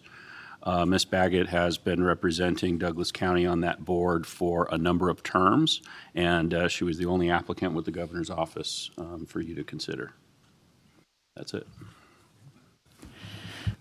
Thank you. And I understand Ms. Baggett is here in attendance and at the podium, and so would you like to have some comments? Good afternoon. Thank you for hearing me out of order. I appreciate that. My name is Karen Garavanta Baggett. I have represented Douglas County on the Carson-Truckee Water Conservation District since 2014. I really enjoy water issues. I've been dealing with water issues for probably the last 43 years. First starting off with Senator Paul Axel, working with him, and then covering the legislature and for all the various entities I work with. I did send you an email individually letting you know some of my qualifications. I enjoy water. I'm passionate about water. Tried to go to water, become a water attorney, but they shut down Old College, so I didn't finish doing that. My family's been involved in water in Western Nevada since the 70s. That's the 1870s. They've been dealing with water issues. I have already applied at the governor's office and filled out all the forms, and they have all the information from there they need from me. They just need a recommendation from the county commissioners, and I would really appreciate your recommendation if you saw fit. And if you have any questions, I'm more than happy to answer any questions for you. Thank you. Any questions from commissioners? Mr. Ingalls? No? Seeing none. This is for possible action, so we do need to go to public comment on that. Is there anybody in chambers that wishes to comment on Ms. Baggett's nomination to this board? Don't everybody rush at once. Seeing none, we'll go to online. Do we have any, Ms. Johnson, do we have any online public comment? Thank you, Mr. Chair. Marcia Johnson for the record. At this time, we have no public comment online. Okay. Sensing no public comment, we'll come back to the board. Any other comments or entertain a motion? I'll make a motion to approve the nomination of Karen Baggett to the Carson-Truckee Water Conservancy District for a 4-year term through December 31st, 2025, as presented. Second. Okay. Motion by Commissioner Tarkanian, seconded by Mr. Noasad, to approve the nomination of Karen Baggett to the Carson-Truckee Water Conservation District for a 4-year term. Any other discussion? Sensing no discussion, all those in favor signify by saying aye. Aye. 5-0. There you go. Thank you, Mr. Chairman. Thank you, commissioners. Thank you, Mr. Cates. Thank you, Mr. Jackson, for stepping aside. Thank you all very much. Appreciate it. Okay. Now we'll go to item number 4 on the agenda for possible action. Discussion to approve a professional services contract with Kerry Rosser Law Ltd., a Nevada limited liability company, to provide legal services to Douglas County and authorize a transfer of $46,333 from the salaries expense to the professional services budget within the district attorney's office budget, and authorize the district attorney to execute any necessary documents. Mr. Jackson. Thank you, Chairman and Commissioners. For the record, Mark Jackson, Douglas County District Attorney. This item gives me an opportunity to let you know about issues that every district attorney's office in the state is dealing with. It's been the #1 topic of discussion at our DA Association meeting last month, as well as a meeting that we had towards the end of 2021, and that is about being able to keep and retain and really recruit qualified attorneys for both the criminal division as well as the civil division. The Clark County District Attorney's Office is having, even with a law school in their backyard, is having a difficulty in recruiting attorneys to fill some of the vacancies. The numbers have drastically fallen by over 75% on applicants over the last 2 years. Some of the other rural counties, such as Elko County, Tyler Ingram is the district attorney there. He had a vacancy 27 months ago. He has still not filled that vacancy, but now he has 4 vacancies.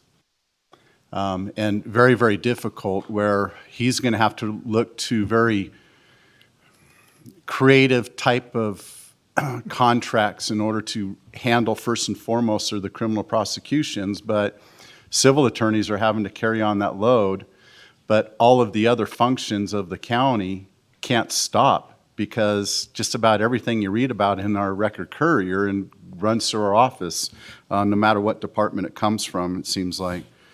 So one of the things I've learned, which goes back to the time that I was even in the private sector and a partner in a firm before I came over to the district attorney's office first as a deputy prosecutor, is you always find ways to keep good employees. Carrie Rosser is an employee currently with the district attorney's office. She's been an employee for 4.5 years. Her primary client has been Public Works. And everything that Public Works deals with, she works very closely with the engineers, with the director, Phil Ritger. She also works with the airport and recorder's office. And she's extremely talented. She's been through all of the training. She's developed that rapport. There's a lot of trust that those departments have with Carrie. But sometimes people make decisions for their family, and as you know from the background, she's moved. What we did learn about the only good thing to come out of the COVID is we learned the ability to be able to carry on business through remote access using Zoom, for example. And it works much better with an attorney talking to a director or a commissioner than perhaps some of the issues that people have described that occur sometimes during the board meetings. I get the difference, but the bottom line is that we're able to provide the same type of effective service. So with that, I will let you know that we actually did, when Carrie let us know that she was moving, we did open this up, expecting that there'd be a vacancy. And over the course of 1 month, we did not receive one single application for a civil deputy district attorney. Same thing that Carson City had recently experienced, Lyon County, and even talking to Chris Hicks, a good friend of mine, the DA in Washoe County, they just had an opening where they received a single applicant. So with that, to be creative, we've come forward with this contract. We would hate to lose Carrie. I cannot take all of the credit for this. Actually, a lot of this goes with Phil Ritger. It was his idea, talking about, reaching out, talking about the ability to do this remotely. And so Doug Ritchie and I spoke very in depth about that, and we truly believe that this is in the best interest of the county to bring this contract forward. For the rest of this fiscal year, there is no fiscal impact. The other part of this item would be the transfer from the current salaries and benefits line items within the district attorney's budget, Department 341, and it would just transfer it down to another line item. So, and then we'd just continue moving forward with that contract, which we begin on March 1st of this year.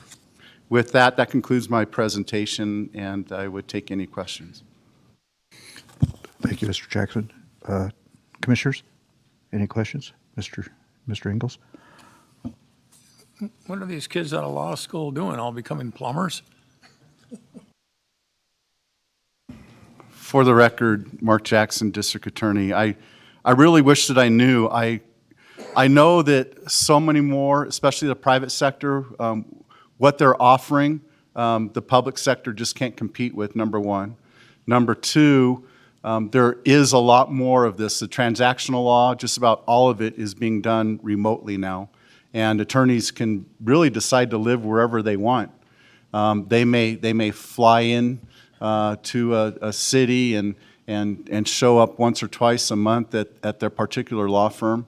So I think it's the economics of it, and also the new generation's kind of changing the way that business has been done through our lifetimes. Thank you. Commissioners? No. So I have one question, and that is things that might involve, should we approve this, Ms. Rosser's personal involvement on site. Is she prepared to to accommodate that from, I believe she's moving what, to the East Coast? Yeah. For the record, Mark Jackson, District Attorney. Yes, she is moving to the East Coast. And as far as the on-site, prior to hiring on Ms. Rosser, she kind of trained under Doug Ritchie, the chief of the Civil Division. At that point in time, Doug did handle Public Works as part of his regular workload. Doug knows that very well, and he would continue to do anything that would be on site. So the way that the Civil Division works is, as you know, things that happen at Public Works so often intertwine with things going on at community development.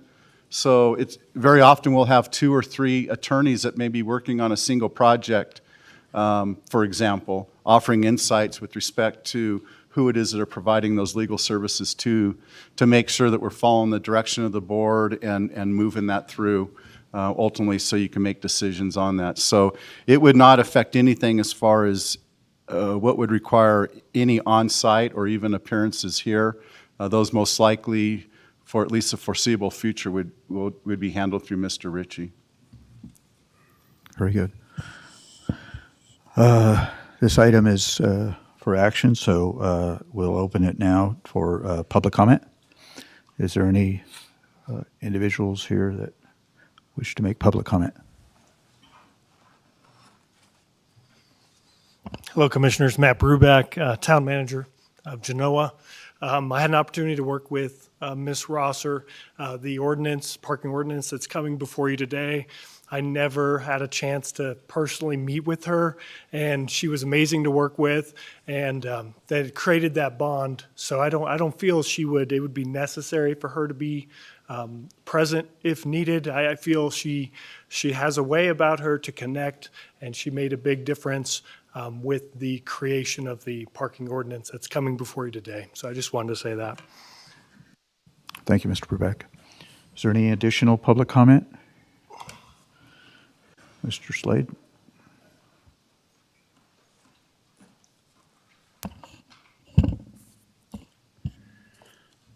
Jim Slade.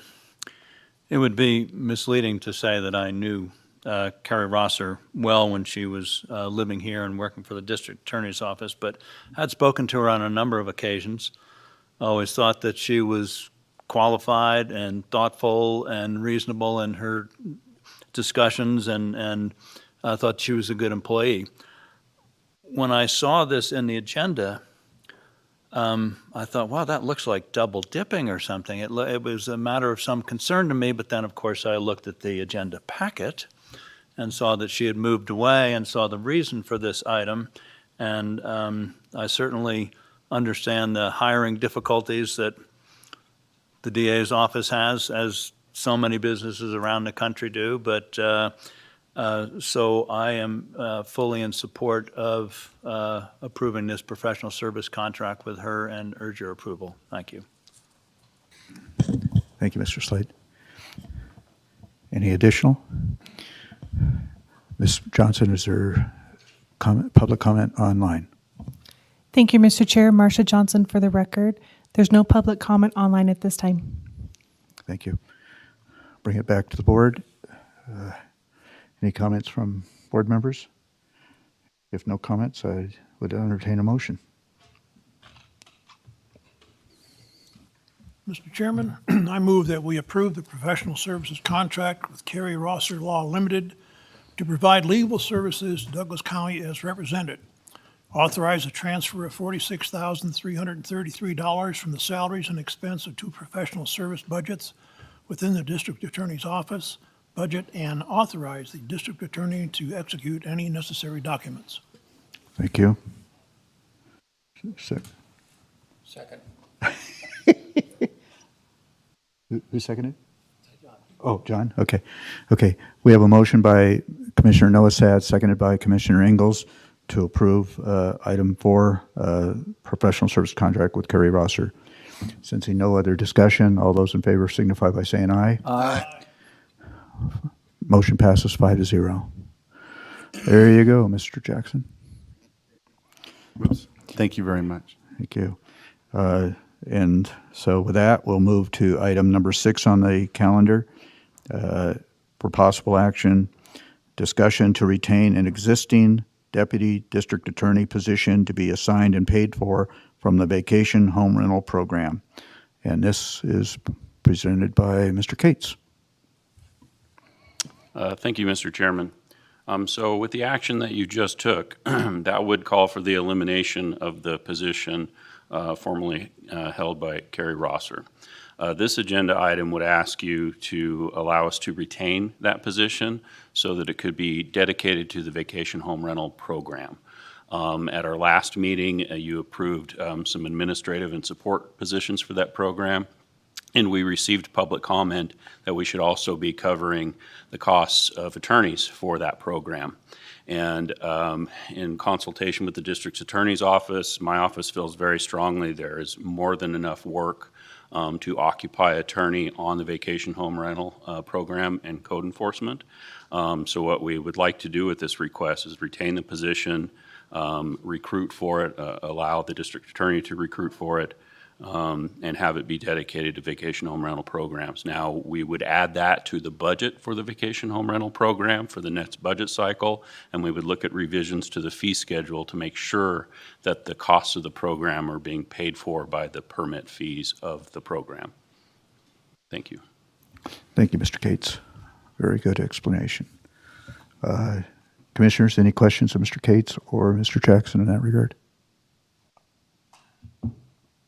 I just got one question. So if you add that to the permit fee at close to $250,000 when you count benefits, you're going to jump those permit fees $416. It's a pretty good jump, along with whatever else we had increased before. Are you guys having any concern with that? For the record, Patrick Cates, no. Actually, $189,000 includes salary and benefits, but point taken, it's a cost salary and increase. benefits. Yes. No, we have to work through scenarios of what that looks like. As you know, we're only partway through the permitting process under the current tiers. So we have to do a little bit of estimating as to who falls in what tier and what those fees should be going forward. Certainly is needed. I'm sorry. Go ahead. Going up to $416 doesn't sound like much to me, especially when you consider what the annual income is for these vacation homes. Thank you. Any additional comments? If any other commissioners have a comment, we'll entertain that, or if there's a motion to be made, we'll do that.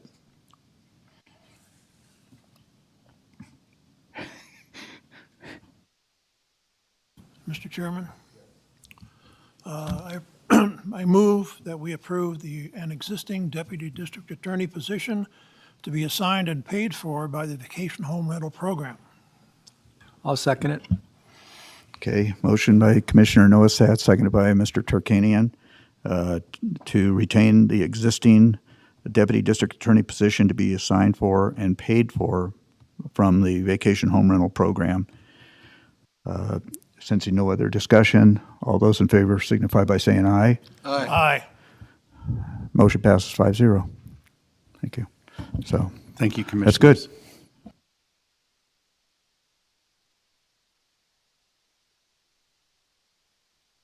Mr. Jackson, I think you're relieved now, huh?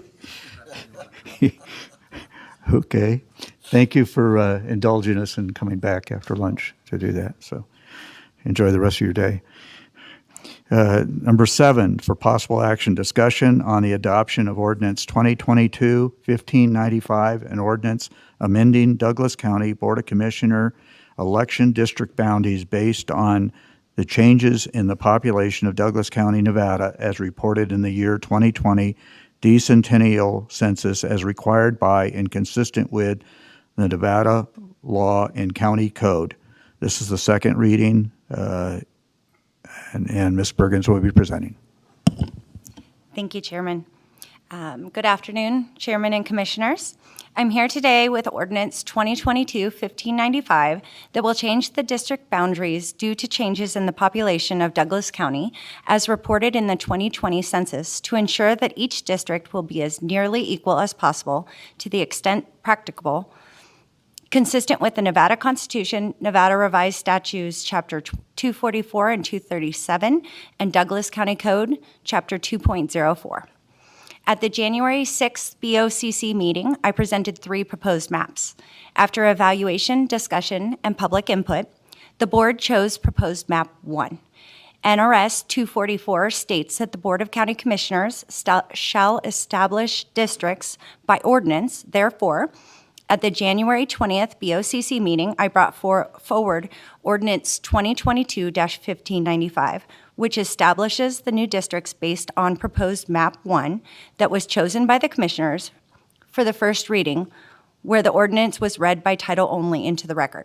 Today, we are here for the second reading, where I am requesting that the commissioners discuss the adoption of this ordinance. I'm available for questions if you have any. Thank you, Ms. Perkins. Questions by the board members? Sensing no questions or actions, so we'll go to the chambers for public comments.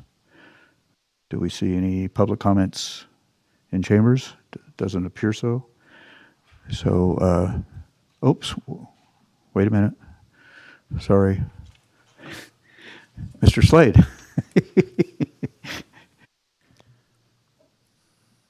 Jim Slade. I have had many dealings with Ms. Bergens in recent years, though mainly when she was with the county manager's office. And I've always found her to be helpful, efficient, personable, and professional. I think she's done a good job as our clerk treasurer, even though she had little specific experience for that position. And I have faith in her abilities to conduct a free, fair, and efficient election later this year. I commend her for doing a good job in her first year bringing about this decennial redistricting that by definition is only done once every 10 years.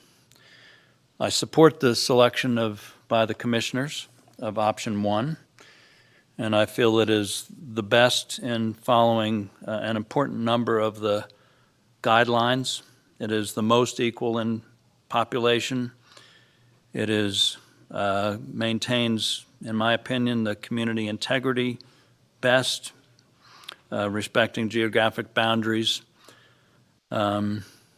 It best reflects the core of the existing districts, and that it, to the extent practical, avoids contest between incumbents going forward. So I thank her for her hard work. I urge your approval of this item. Thank you, Mr. Slade.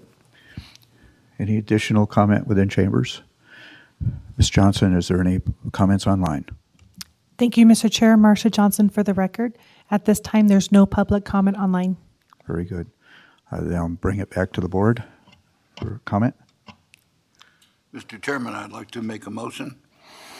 I move that we adopt ordinance 2022-1595 as presented. Second.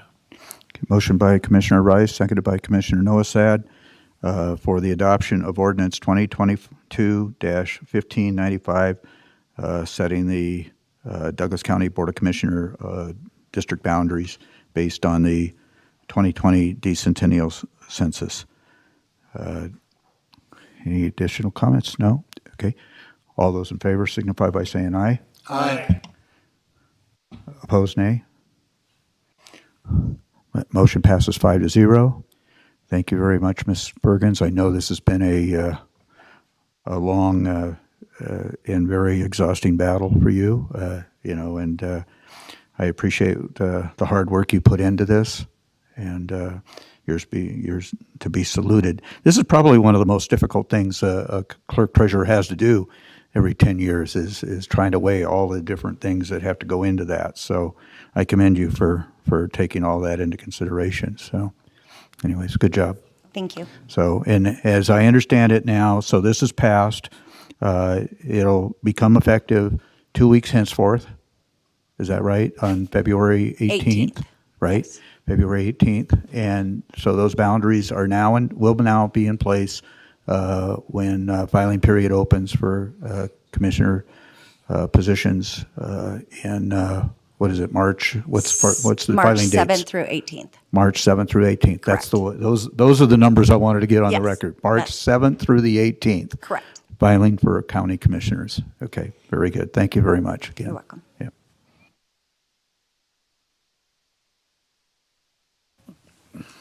Okay, moving right along. Item number 8 for presentation only. Introduction of ordinance 2022-1594, an ordinance amending Douglas County Code Chapter 10.12 by adding Section 10.12.1 or point. Let me start over there. By adding Section 10.12.090 to establish regulations for parking within the town of Genoa. And this is the first reading and brought forward by Matt Bruback, who is the town manager of the town of Genoa. Thank you, Matt.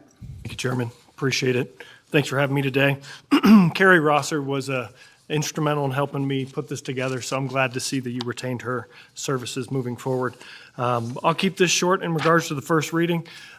Give a little bit of background. So when I first took over in June, by my first board meeting in July, I had a petition on my desk by every Mill Street resident wanting to limit parking on Mill Street because of the fire hazard and how much traffic is brought forth from the Genoa Bar.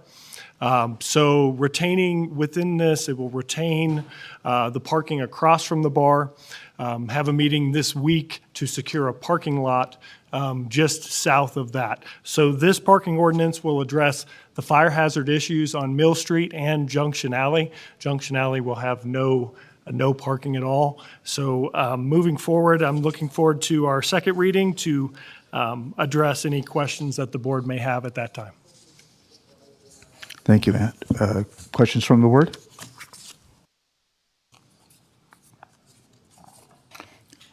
I would make an observation. If we reinstituted the stagecoach lines, as Mr. Ingalls would hope we do, then we might be able to eliminate some of the parking issues as well, but bringing in large groups of people. But anyways, that's the only observation I'll make. I do appreciate That's tongue-in-cheek, by the way, so. Anyways, okay, so we look forward to having you come forward with that again. Thanks, sir. Thank you. Thank you, board.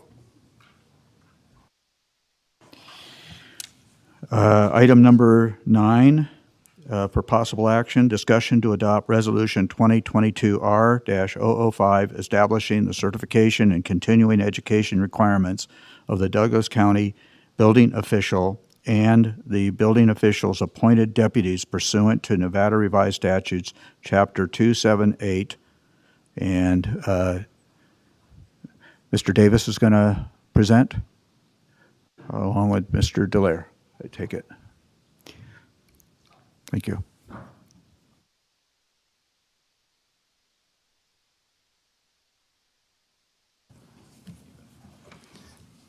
Tim Davis, for the record, Douglas County Building Official.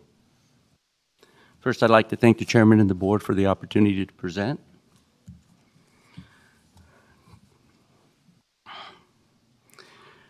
Per the NRS 278.577, the Board of County Commissioners is responsible for establishing the certification and the continuing education requirements of the Douglas County Building Official and the building official's deputies who review plans and inspect buildings per NRS 278.577. The board is requested to formally establish and adopt certification and continuing education requirements for the building official and said employees who review plans and inspect structures via the resolution 2022-R-005. The specific certification requirements listed on page 1, on the bottom of page 1, in the top of page 2 of the resolution 2022-R-005. These certifications and continuing education requirements are consistent with and are similar to sized Nevada counties. They are also listed in the Douglas County job descriptions. If you have any questions, I'm available to answer at this time. Commissioners, questions? Mr. Ingles. How many positions are there in your department? I have one plan reviewer, and I have 4 building inspectors. We have a permit technician desk that is currently in the department, but managed by admin. And one, I'm sorry, I forgot one individual who's very important to me. Development coordinator, Rebecca Spates. So the answer would be 6, sir. So these 6 individuals are required to be certified? Our plans reviewer is currently certified in plan review, and our building inspectors are currently certified in building inspection. We do have one trainee who was recently hired, and per the job description, you'll notice that he has 1 year to obtain his certification. He has 6 months to obtain his OSHA 10 card. So while these people are in this 1 year period, they're under your jurisdiction? Per the International Residential Code and the International Building Code, they're listed as deputies, and they fall under the jurisdiction of the building official, regardless of their certification. Which would be who? I'm sorry, sir? Who would that be? The building official. Myself. Thank you. Mr. Chair. Question, Mr. Davis. Do you think that the job that you do contributes to the welfare and safety of the residents of this county? Thank you for the question. I think it's the single most important thing the building official has to maintain is the health and welfare of his constituents. Code is strict, but code is not black and white. There's intent. However, you never sacrifice health and safety of your constituents. Never make concessions. Oh, that's an expected answer. Very good. My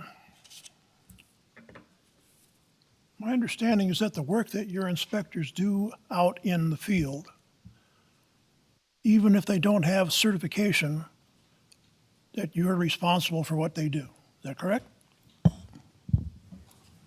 That's correct. I believe that to be correct with any manager within Douglas County. Okay. So if an inspector goes out and signs something off, excuse me, signs something off that is incorrect, how would you know?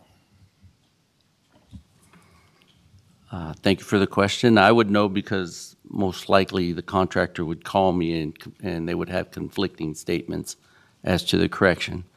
Our policy is this: if a building inspector goes out and writes a correction notice, he's to document the item per the code. If the individual wanted to contest it, we would review the code together, and I would be the authority having jurisdiction to make the final say. I'm assuming you have documentation for each of the people that you work for you as to the date of their employment and the progress towards certification.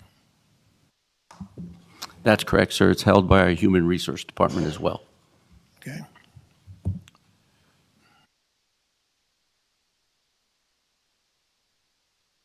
Currently in the county, how many projects are ongoing right now that would require those 4 people to be out in the field all day? That's a very interesting question. Our jurisdiction is roughly 720 square miles. We have 4 inspection areas. We rotate those areas on a 6-month basis. We do so because it alleviates people becoming complacent. I assign building inspections in accordance to work unit.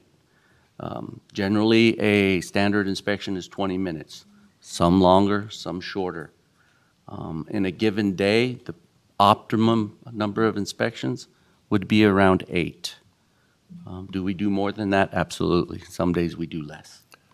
maybe I didn't make myself clear about the question.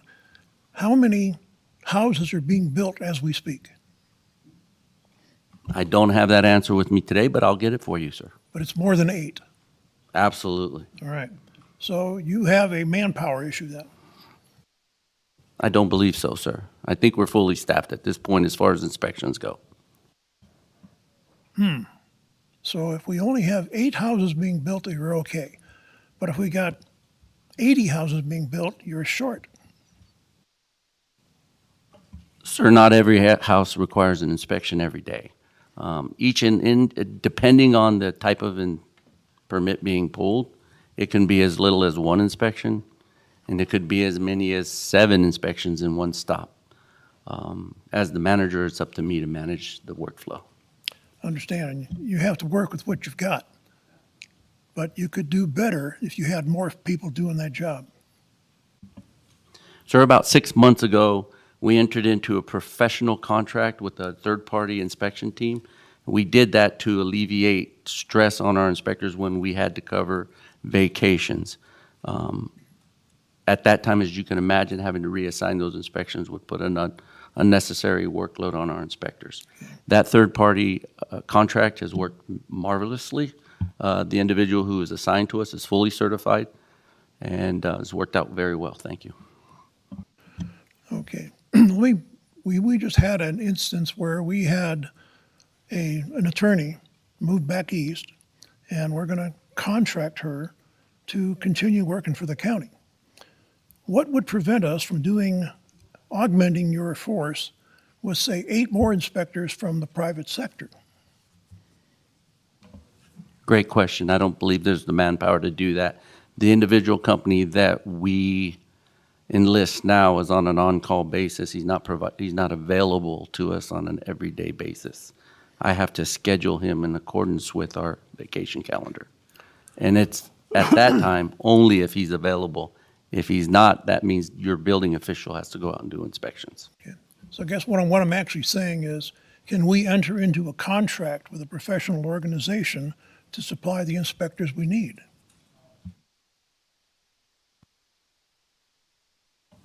That's certainly an option. I don't think it's a viable option. I think there's evidence out there in just jurisdictions next to us that struggle with that exact challenge of contracting out and having the right amount of customer relationships and customer service that our constituents require.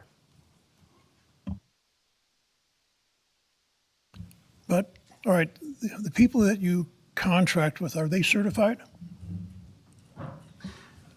The contract is with Far West Engineering. The individual they send with us is a retired building official and is as certified as I am. Thank you. So if we did contract with people from First West, or whatever, I forgot the name, then they would come to us with the certifications, and that would improve the workflow.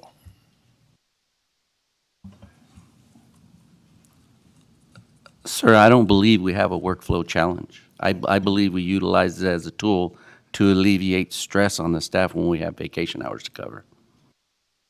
Okay, so I think right now, we're not building as profusely as we did, say, 5 years ago.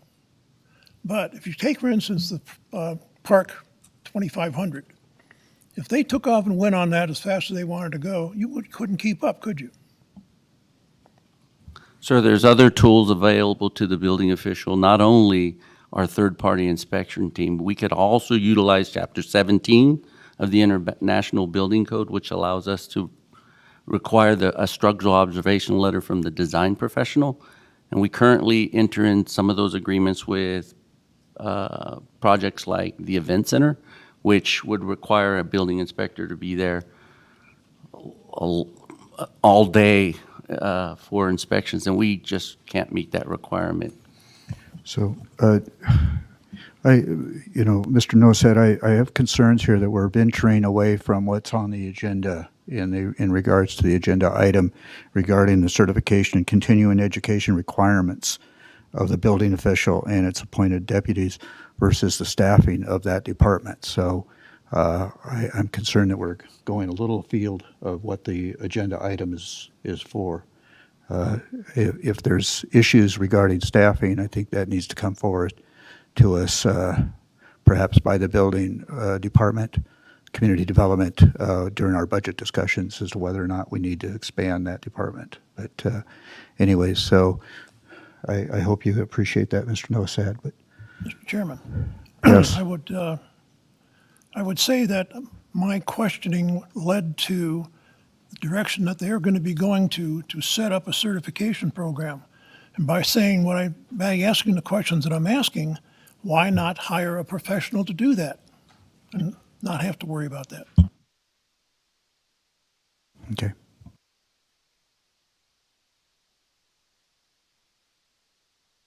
Any other questions from the board? Okay. Mr. Ingles?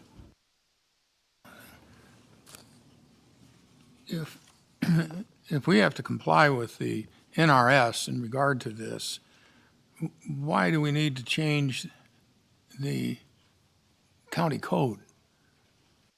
Why don't we work off of the NRS?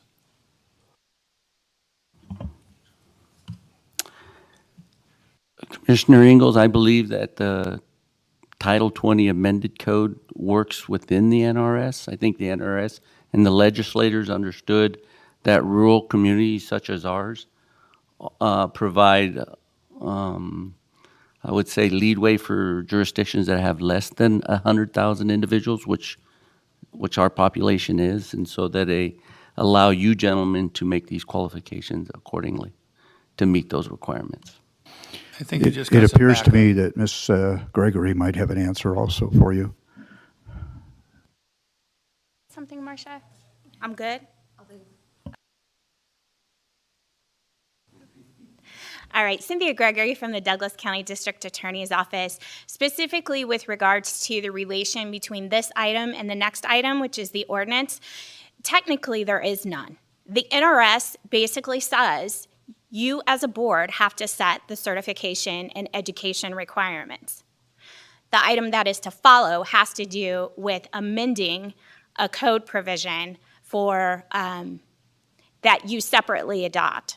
So while they both have to deal with the building official, they're not interrelated. The NRS is very clear that with regards to education and certification, the board sets it. So I'm happy to answer any other questions you may have. So what you're telling us is that this board establishes the criteria for the inspectors. That's correct. If you look at your packet, there's a reference to NRS 278-577, and that is correct. You are to do that by resolution, and that is why a resolution is coming before you today. Okay, so take an electrical inspector. I'm not familiar with what an electrical inspector does, but yet we're being asked to establish the criteria. Absolutely, that's what the legislature delegated, that responsibility to you. And obviously, with regards to staff, they've reached out to other jurisdictions to see what those requirements are. Specifically, the legislature gives you leeway because we are a county that's under 100,000. They do set the requirements for counties that are above 100,000, but they recognize that in smaller counties that oftentimes you're not going to be able to get individuals with the same level of those qualifications. And so they actually delegate that to you with the understanding that there may be some adjustments based on the smaller size of the county. So we could hire a 25-year-old inexperienced kid to be an electrical inspector. Absolutely not. That's not what this ordinance is doing. Well, what it's does it say? establishing for the deputies what the requirements are. Just as if you're a journeyman plumber or say you're in a training hospital with a medical doctor, oftentimes what happens is you have a basic understanding, then you go under a doctor or a plumber or the building official and you get your hours that are necessary to get your certifications and training. So there is a protection with regards to the work that's being done. This seems pretty vague. I mean, I don't quite understand why this board is being expected to establish these criteria when we know nothing about them. Well, I mean, this board has to address a lot of different issues, you know, as far as budgeting, community development, public works. I mean, the legislature has delegated a lot to boards of county commissioners, and I think that's when you look to your staff as to recommendations, as to requirements, and to educate.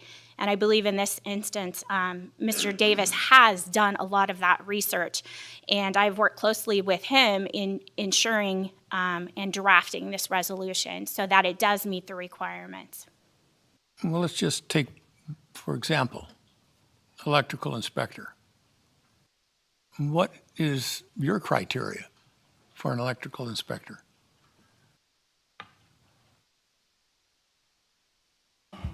Tim Davis, for the record, that's a great question. Electrical inspector could be many-fold. He could be a residential inspector working under his own certification. And let me explain. If a inspector has a residential building inspector, he is certified under 4 disciplines: electrical, plumbing, mechanical, and structural. It's an all-encompassing test. Now, he can go off and get specialized electrical inspection certifications, as I have done. So you can go through the residential electrical, the commercial electrical, which makes you a combination electrical inspector. We have those on staff. Myself, we have it available in our third-party team. And like I mentioned before, we can cover those electrical inspections through structural observations as well, which is available to us, as I mentioned, in the IBC. Mr. Davis, as I look at this, resolution, in the bottom of the resolution, Section A says they appoint on page 470. So we're not the ones actually ourselves certifying these folks coming forward. What we're doing is we're saying here, the appointed Douglas County building official or appointed independent contractor employee who on a full-time basis fills the position of building official is required to hold or obtain, 1, a valid International Code Council, ICC, certified building official certification with 18 months of appointment, and 2 of the following ICC certifications, one of them being commercial electrical inspector, commercial plumbing inspector, commercial mechanical inspector, residential combination inspector, and so on. So we're not the ones that are actually, we're hiring, but we're not actually performing the certification. This is a separate entity that they have to go out then and get. Is that correct? Okay. Tom Delaire, for the record, Community Development Director. Yes, Chairman Gardner, that is correct. The ICC is the one who publishes the international code, the building codes, all the codes, right, for the building itself. And so those are the classes and certifications that they are going and attending and getting certified from. So they take an exam, they study and take an exam, and they get a certificate of completion for that exam, which HR has on file. And each job description then that is for our plans examiner, for our building official, and for our inspectors have the certification requirements and deadlines, which is what's being established in this resolution. And it's in his job description today. Those are in there. We did it when we modified the job description several months ago. And we came before you and presented Tim as the building official, for that. And this NRS now, or we have found in NRS that we needed to have the board establish this criteria. And that's what this resolution is doing, is putting under by a resolution of your board, of our board, it ties to our job descriptions where the certifications are required, and we can then update our job descriptions for each of these positions, if that. Right. I'm hoping So I guess it's not up to us to be able to determine that certification or that expertise. Certainly, I wouldn't be one that could certify and determine requirements to become a certified plumber or an electrician or a building construction or whatever. So, and you're not actually doing that either, right? I mean, they have to, this is establishing some criteria that once you select an employee, they have to go out and complete these certifications, or guess what? They're no longer an employee, right?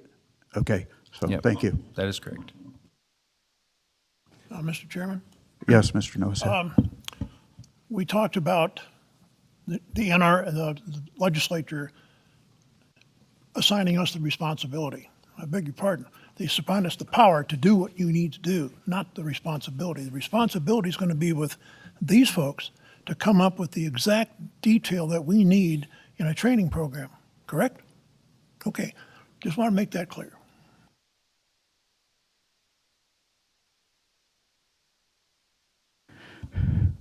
Are we, so we've had public comment, have we had public comment on this yet? No, okay, we've just had questions. Okay, so thank you. Do we have public, we'll go to public comment now if there's no other questions by the board to the individuals presenting. So, Mr. Gaines, public comment.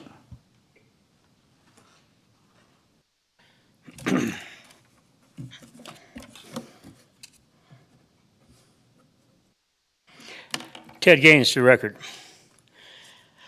To answer some of your questions about certification, I showed this book to Mr. Ritchie and a few people here a minute ago. It's Nevada. It's the Blue Book. It's got the same seal as Mr. Ingalls has over his head on that thing.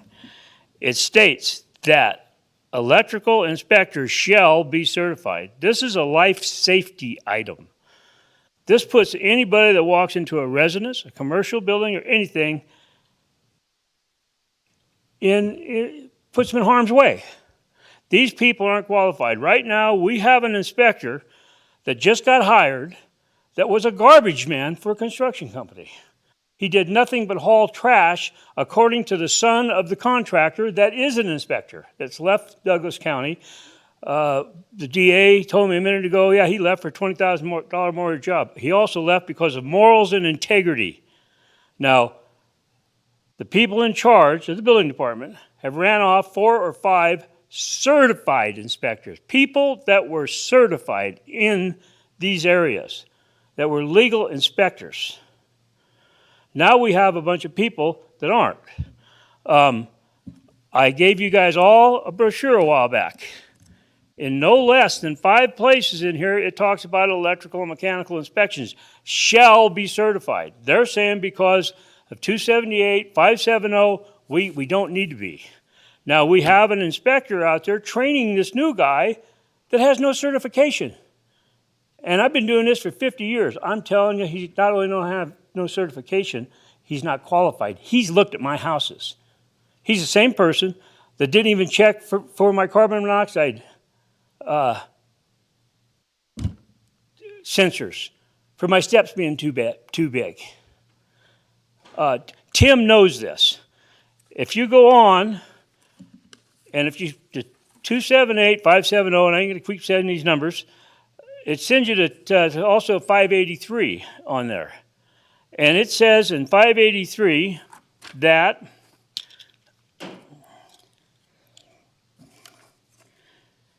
must be in compliance with electrical provisions in the National Electric Code of the National Fire Association. This man won't talk to our fire association. He tells the people, all our firemen, and I've been stopped outside here by 3 different ones, as I've told you, will tell you how this works. This is what our building officials say. They're also the people that won't give us access to who's doing the inspections in these houses that I left you a print for. I've got 3 papers I'm going to leave you here. His job application, qualifications. Our building official actually filled them out. He's the one that filled them out. I have 3 documents. He got hired by 5 people that sit in here and never asked one question about his qualification or anything. They asked about the golf course, the driver he uses, the shop cars, and I want this put on public information because the people need to know what you ask. Thank you, Mr. Gaines. You guys need to do your job. Thank you, Mr. Gaines. Is there any additional public comment?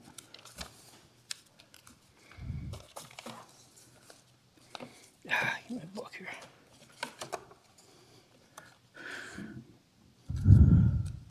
Sensing no further public I'm comment sorry. I'll in get out of the chambers. way. Ms. Johnson, do you have public comment online?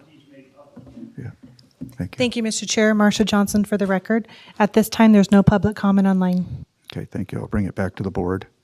You know, when I look at this this resolution, especially the section I just read, I think it's important that these folks be certified, and we have the agencies listed there that they have to get their inspector license from, so to speak.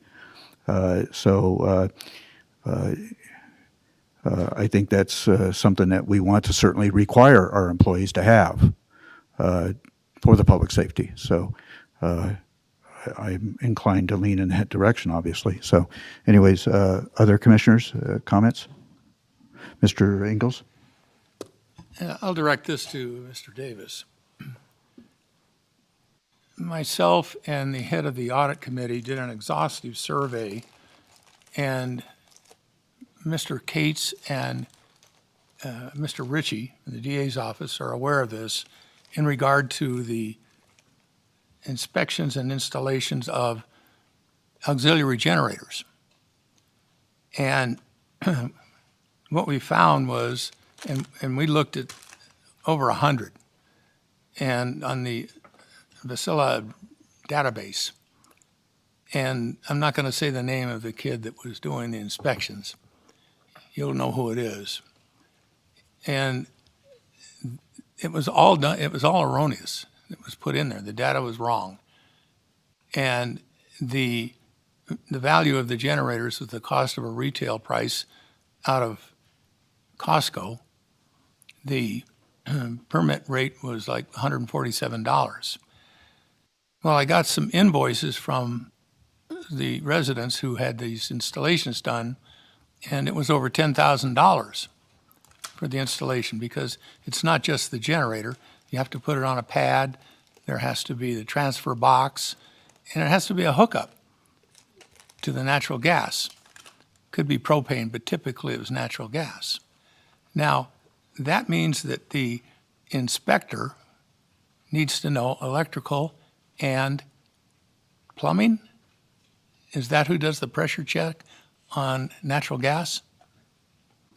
All right. This wasn't being done at all. And he didn't have any certification. And he's out there doing this. I didn't even see him. I talked to some of the neighbors, and they said they didn't even see anybody come out. He just filled it, he just bogus filled in the information. So Commissioner Ingalls, I hate to interrupt, but I think we're going a little bit far afield of the item, so I do have some open meeting law concerns. No, I don't think As well as you're raising some character issues, and under NRS 241, if you're going to discuss character, as you know, that person needs to be noticed. No, what I'm getting at is that if this has to be supervised, our experience that I saw, it wasn't being done. So the issue before you today is whether or not you want to adopt the resolutions setting the certification requirements and the education requirements. The issue of whether or not an employee is being properly supervised is not before you today under this agenda item. Okay. Thank you, Mr. Ms. Chairman, Gregory. I'd like to make a motion. Yes. Mr. Chairman, I move that we adopt Resolution 2022-R-005, establishing the certification and continuing education requirements of the Douglas County building official and the building official's appointed duties as presented. So I will, is there a second to that motion? Second. I'll second it. Okay. And you meant deputies, right? Not duties, but deputies? So I think you just may have missed. Right, okay. So I have a motion on the floor by Commissioner Rice, seconded by Commissioner Tarkanian, to adopt Resolution 2022-R005, establishing the certification and continuing education requirements of the Douglas County building official and the building official's appointed deputies pursuant to Nevada Revised Statutes, Chapter 278. Further discussion on that? Mr. Chairman, yes. Yes. If we pass this resolution, you're going to make let's call it a training syllabus for each of the certifications. And you're going to give us that, in detail. In other words, you got to do this, and then this, and then this, and then this. Is that my understanding? Tim Davis for the record. I am not the certifying agency. That's the International Code Council, and they have an extensive national-wide certifying program that is the only certifying agency that we recognize. I have a policies and procedures manual that I enforce strictly, which details how we do our business. If you would like me to sit down with you further, I'm happy to do so and explain to you exactly how the building department works. Well, I would like, rather than have you do that, I would rather have you give me the documentation so that we can read it into this record, so that people of Douglas County know what's going on. Between you and me, I did a lot of stuff when I used to be a quality assurance director. I also taught when I was in the Navy. Once again on this training is. Okay. Once again on this motion, it's not you guys that are going to be doing the certification. And honestly, I'm not sure I want you guys doing the certification. I want an affiliated, proper agency to be certifying our people in a uniform manner, consistent with every other jurisdiction in the United States, not just this jurisdiction.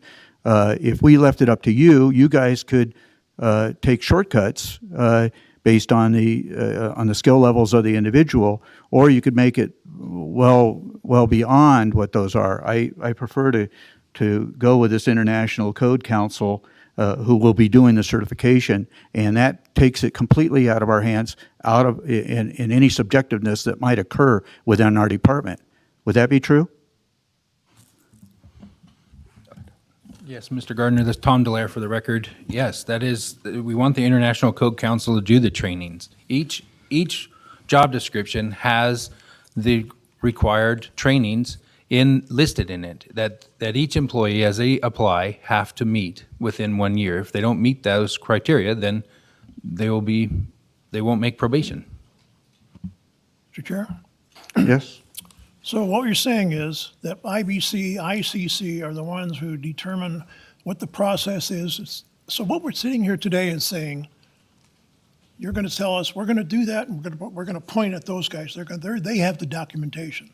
We don't. Right. It's the official direction by this body, by the board, stating that what we have in the job descriptions is accurate. Is that that's what you guys want, is that the ICC certification is what we want all of our inspectors to have. We have that listed in our job descriptions today. We don't have the resolution of the board that the state gave you guys and delegated to you guys that authority to state that that's what we need to have in the job description. So we needed that from the board, and that's why we're here today. So we have a motion on the floor. Any other discussion? Sensing no other discussion, all those in favor of the motion signify by saying aye. Aye. Opposed, nay? Is that pass 5-0? Mr. Ingles, I'm not sure I heard your vote. Okay. Motion passes 5-0. Thank you very much, Mr. Davis, for your presentation. Now we'll move on to item number 10 for presentation only. We will not be taking public comment on this. This is for presentation only.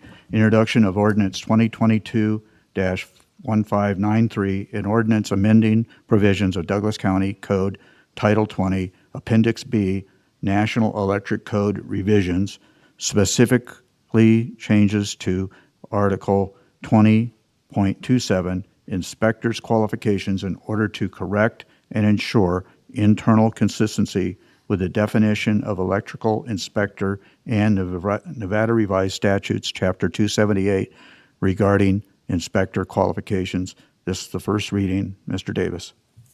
Before you go on, Mr. Chairman, What's that? you referred to Article 20-27. It's 80-27, for the record. Okay. Pardon me.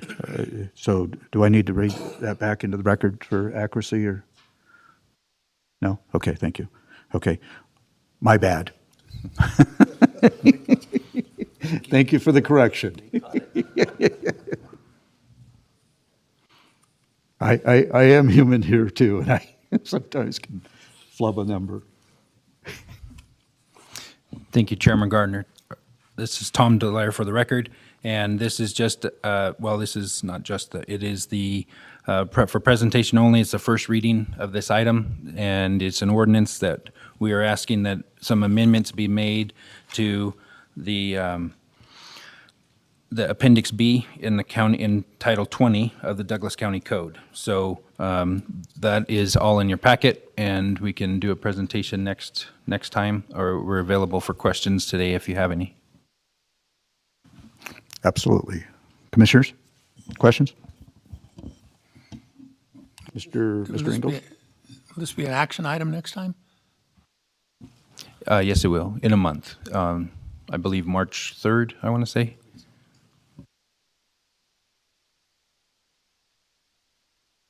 Mr. Nosad, you look like you had questions. Okay. I just had a comment. It's probably not required, but you referred to Appendix B in the Title 20. I have a copy of the Title 20 book. The Appendix B starts out at 100. Where am I going to find 80? Maybe, or either that or I don't have a complete book. I got you. Now, I think, the sections in the appendix start with articles in that case, not sections. I'm not sure. I was actually curious of that kind of format myself.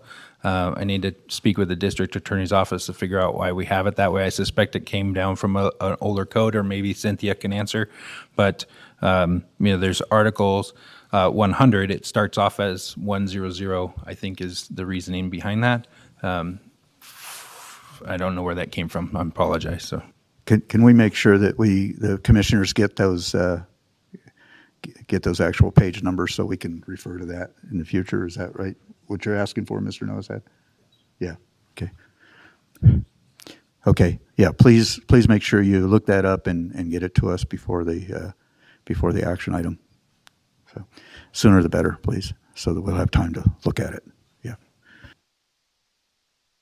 Okay. Any other questions from the commissioners?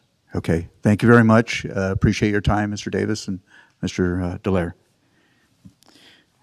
So we'll move to item number 11 for possible action, discussion to approve contract amendments to the 3 full-time indigent defense contracts, including an increase of $35,000 for each contract from January 1st, 2022 through June 30th, 2022, and revised contract language to comply with the Nevada Department of Indigent Defense Services regulations adopted October 25th, 2021. I don't know if Mr. Lopez is, he is here. Okay, and Mr. Cates. Go ahead. Thank you, Mr. Chairman. I'll give a little intro, and then we have Mr. Lopez here to help answer any questions you may have. You may remember Mr. Lopez was hired on contract as the coordinator for the Indigent Defense Program. So what we have before you today are 3 indigent defense contracts. In the last year, this program shifted from the courts to my office, and we had to put together a plan for indigent defense for the state, and they have new regulations at the state. I'm sure you recall going through that in prior board meetings. At the time that we took over those contracts, and as we brought Mr. Lopez on board, there was a couple of concerns that the existing attorneys had. One is that their current rate of reimbursement had not been changed in a very long time. And they cited increased costs for them doing business. Now, this doesn't just pay them, but they have to maintain an office in the county. They have to maintain staff. There's additional expenses to them. They're basically running a law office dedicated to Douglas County for this purpose. So there was a lot of concern that they had not seen a pay increase in a very long time. In addition to that, all of the attorneys had a lot of concerns about the new state regulations, primarily the reporting requirements that the state imposed with their new regulations. In the last 6 months, we started out with 5 attorneys. 2 of those attorneys have decided not to continue their contracts and have canceled them. In negotiations that Mr. Lopez has had with them, we came to an agreement to increase those contracts to allow the existing 3 attorneys to stay and continue with their contracts. $35,000 represents half a year, so if we continue contracts with them next year, that increase would be double that amount. It is a large increase. I would refer back to what the district attorney said earlier about recruitment of attorneys. We are in a very challenging labor market, not just for attorneys, but all. We're having difficulty recruiting at all levels in the county, and I think that is reflective of that. In addition, I think the new regulations from the state have put a burden on all the jurisdictions, and I know they're all struggling with these requirements. Carson City recently established contracts that were only a little bit less than what these attorneys were being paid for conflict counsel, and that's like part-time if they need to have an extra attorney assigned to an indigent defense case. They're getting just a little bit less than these attorneys are getting right now. Because we have 2 contracts that were canceled, I believe that we'll be okay this fiscal year in terms of affording this increase for the remainder of the year, although this will involve cost increases in future years. Mr. Lopez is currently working on trying to fill those 2 attorney contracts, so if we bring those back, that's definitely going to increase the cost this fiscal year. The last comment I would make is that under the laws that the state passed that resulted in these regulations from the Department of Indigent Defense of the state is required to reimburse counties for any increase in costs. Our baseline costs were a little over $1 million, and we are supposed to be fully reimbursed for anything above that. I say supposed to be, that's what the law says, but I'm a little concerned in the current fiscal year. The state appropriated money to make counties whole, and the requests they received from the counties were significantly more than the money they had appropriated. And I've had some discussions with officials at the state. I think they understand they have this obligation, and they're trying to work out the funding. And I don't know where that stands quite yet. It's my intent to come back to you later with a fuller picture of what this program looks like, where we're at with reimbursement, and what we may want to do going forward into the next fiscal year in terms of maintaining this function. But for today, we're just asking to increase the cost for these 3 contracts to have them finish out the current fiscal year. And we'll be happy to answer any questions. Thank you, Mr. Cates. Did Mr. Lopez have anything to add to that?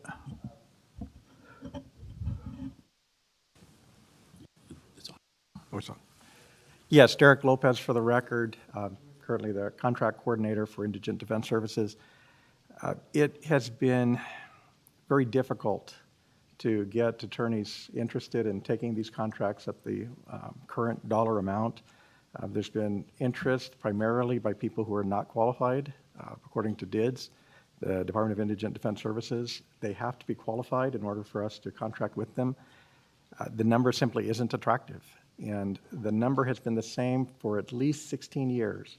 When I left the DA's office in 2006 to take one of these contracts, the number was $195,000 and whatever it currently is. That reality for the attorneys that have taken this contract for some time is it's just been difficult. that no matter how long and how hard they work, there's no increase in that pay. And these jobs, they truly are full-time positions. While the contracts allow the attorneys to take additional work, and some of them do, not all of them, but some of them do take additional clients, it's very limited. When I did it, I only took clients in Douglas County. Occasionally, I would accept an appointed case out of Carson City when they asked me 3 or 4 times because they were struggling to find an attorney when they had multiple defendants and the Carson City Public Defender's Office could only take one, and their 3 conflict attorneys could only take one each, and it was a 5-person defendant case.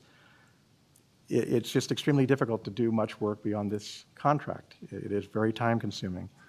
The costs for, the legal secretary, the office, all of those things eat up a significant portion of that $195,000.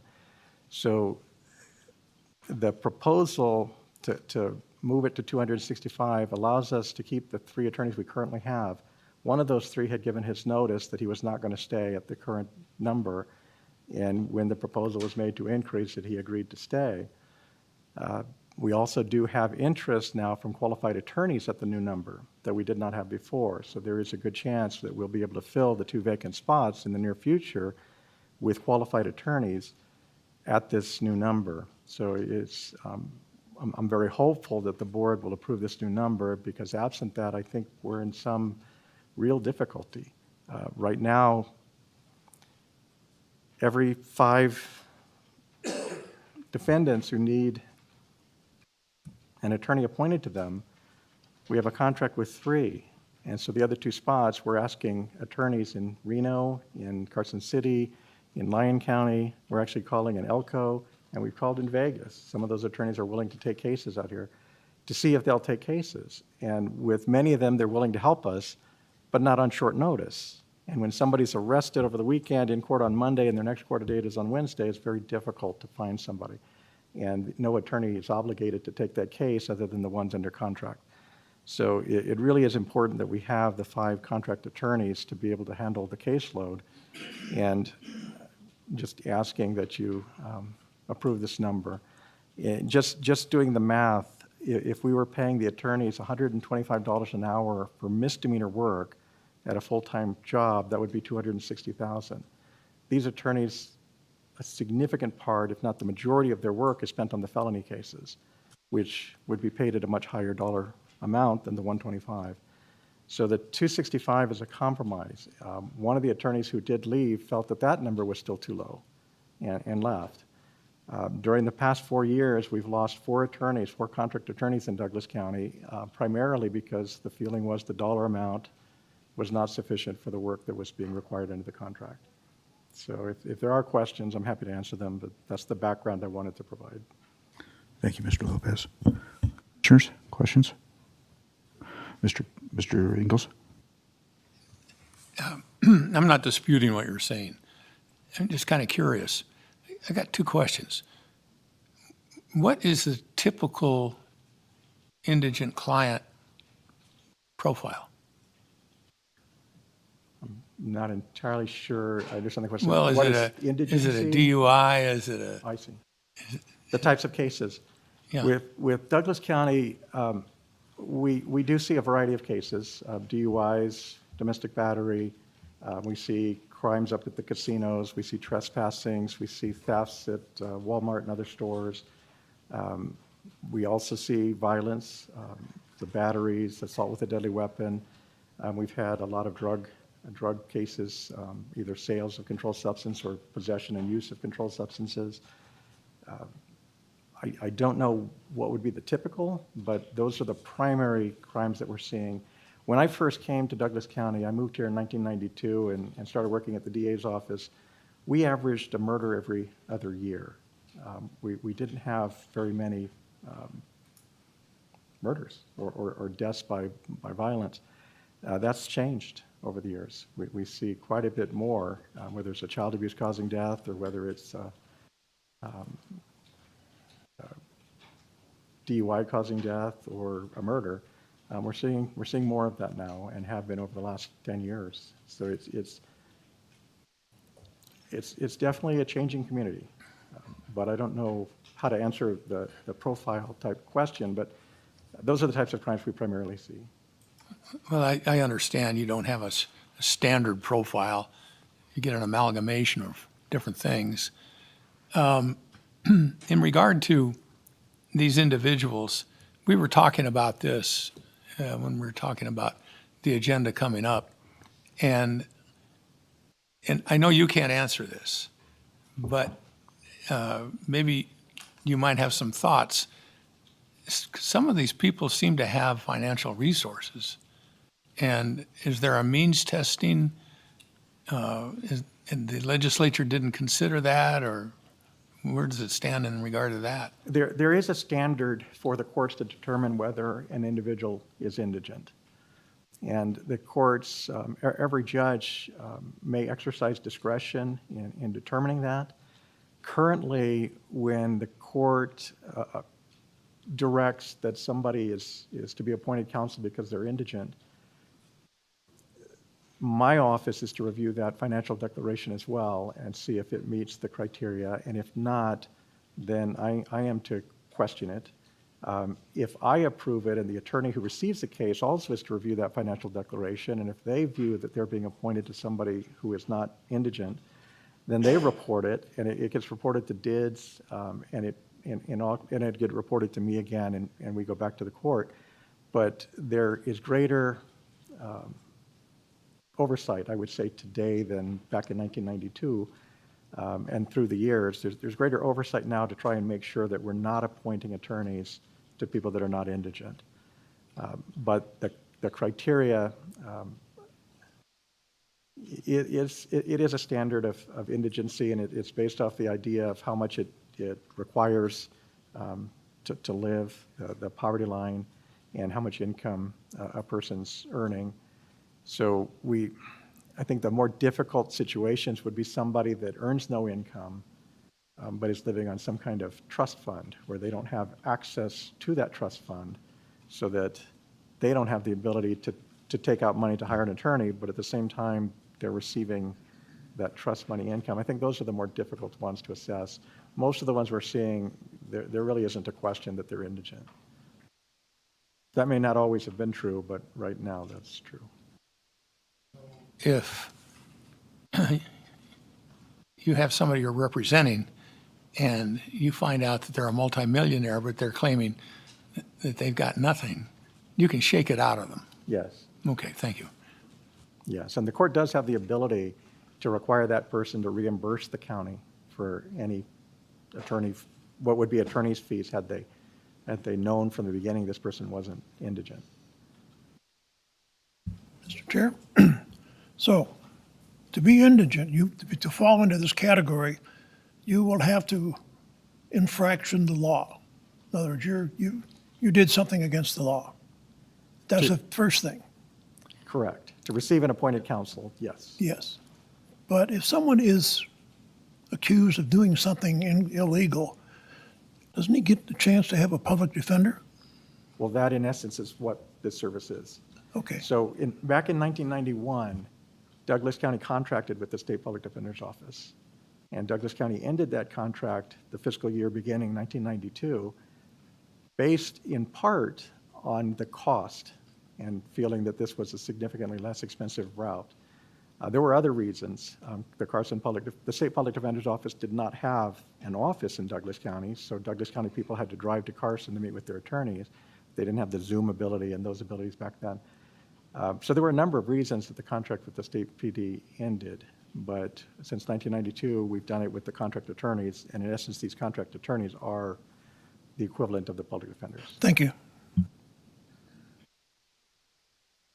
Bryce?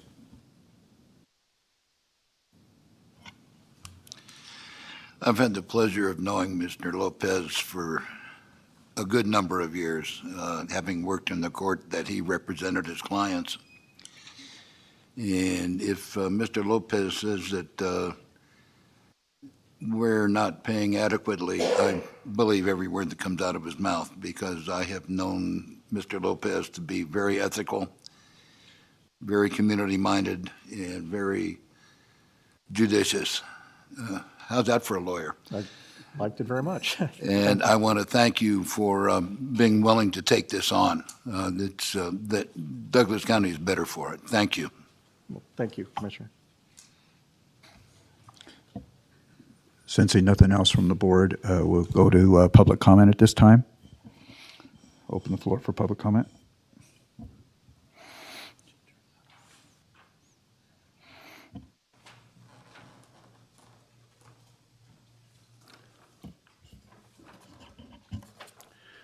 Jim Slade. I notice in the very short title of this agenda item that these are referred to as full-time contracts, but we've learned from Mr. Lopez that they're able to take other work, although that may not always be feasible. Other than that, this title of this agenda item seems to give the least possible information. 35,000 more on top of what? That was the immediate question that I raised to myself. And, I had to go to the agenda packet, and I still couldn't find it. Nowhere did it show the annual salary of these attorneys, which I think should be a minimum thing that would be included in the packet, or even in the title. There is one spot where it's somewhat confusing to try to figure out. I took the 132.5 and subtracted the 35,000 and came up with a number and multiplied by that by 2 since it was for 6 months, and I managed to come up with the 195 that Mr. Lopez mentioned, but I shouldn't have to do that math. Nobody should have to do that math. It should be included. Then you add another 35 on top of that, so that's 230. I was also curious how much a month that was, and that, for this 6 months, it's over $22,000 a month. Now, I admit that I'm not familiar with attorneys' salaries these days. Those numbers seem pretty high to me, but I know they're not as high as some private attorneys make. My first response is that I'm surprised that more law school graduates don't want to enter county service. My second response is, wow, maybe I should have attended law school. After all, I was admitted to Columbia Law School twice. Instead, I ended up in a career where I often made less in a year than these attorneys will make in a month. Oh well, that was my choice, and I have no regrets whatsoever. Having said that, and given that 2 of the 5 indigent defense attorneys for Douglas County have canceled their contracts in the past few months, leaving just 3 attorneys to do the work, it seems to make sense to me to add this increase for this 6-month period only. Subsequent to that, you will have the right to consider their salaries for the next fiscal year. That would be at a later time on its own agenda item. And to me, it would depend on how many attorneys there are going to be. If there are only going to be the 3 attorneys, then they probably deserve that increase. If there's going to be 5 attorneys, do they all deserve that increase? Well, I guess that's why you guys make the big bucks, so you can figure that out. Thank you. Mr. Chairman, Thank you, Mr. Slade. our big bucks don't match the big bucks of the indigent attorneys, I can guarantee. Anyways, we're still under public comment. Any additional public comment in chambers? Sensing none, Ms. Johnson, do we have online comment? Thank you, Mr. Chair. Marsha Johnson for the record. At this time, there's no public comment online. Well, you're sure getting your workout back and forth, aren't you? Okay. Bringing it back to the board for further questions or possible action. So I do have something I'd say. I was thinking the same thing you was thinking, Mr. Slade. The salaries would seem quite high, but almost $250,000 a year if it was just a salary.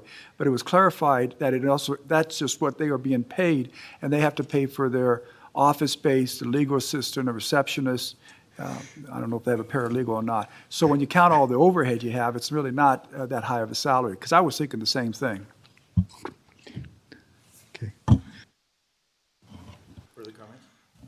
Mr. Chairman, I'd like to make a motion. Mr. Rice? Mr. Chairman, I move that we approve the contract amendments to the 3 existing indigent defense contracts to increase the amount by $35,000 each, retroactively from January 1, 2022 through June 30, 2022 as presented. I'll second it. Motion by Commissioner Rice, seconded by Commissioner Tarkanian, to approve the contract amendments to the 3 full-time indigent defense contracts from January 1st, 2022 through June 30th of 2022. Any further discussion on that motion? Sensing none, all those in favor signify by saying aye. Aye. Aye. Okay. Motion passes 5-0. Thank you. Appreciate your time.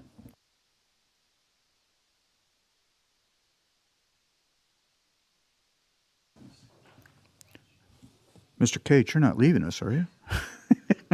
Okay. Okay. Oh, and now we have Ms. Willoughby in person. For possible action, discussion of available American Rescue Plan Act, ARPA funding, and related United States Treasury Department final rules and guidance for the use of ARPA funds, and to provide direction to staff to utilize ARPA funding to replace lost Douglas County revenue utilizing the standard allowance method under the U.S. Treasury rules.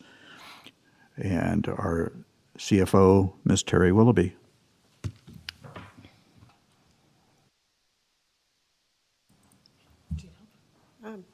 No.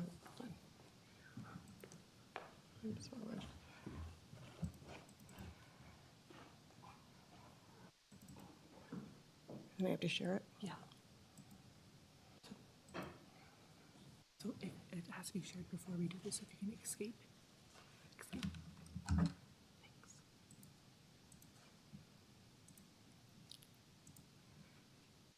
Got it.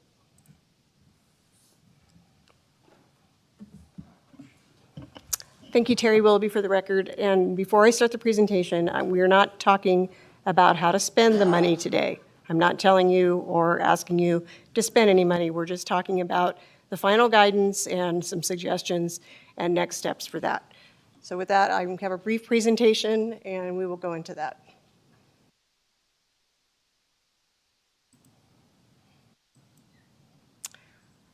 You recall I came to you earlier in the year to talk about the American Rescue Plan Act.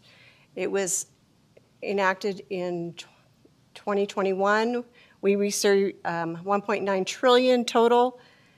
Our local portion is $130 billion. It was divided equally between cities and counties. The Douglas County portion is approximately $9.5 million. We received our first installment of June of 2021. Our second installment will expected in June of 22. The final rule, and as I recall earlier, when I brought this initially to the board, we had only received interim guidance. The final rule was issued a few weeks ago in January. It is effective in April 22, but counties may take advantage of new provisions in the final guidance prior to the effective date. Again, the covered portion of when the eligible expenditures have to occur was starting March 3rd of 2021 and up to December 31st, 2024. We have to commit to spending by December 31st, 2024, but we have until December 31st, 2026 to actually spend the money in cash. So eligible uses outlined in the interim guidance are still in effect. Some changes in the final guidance are funds for lost revenue for the provision of general government services.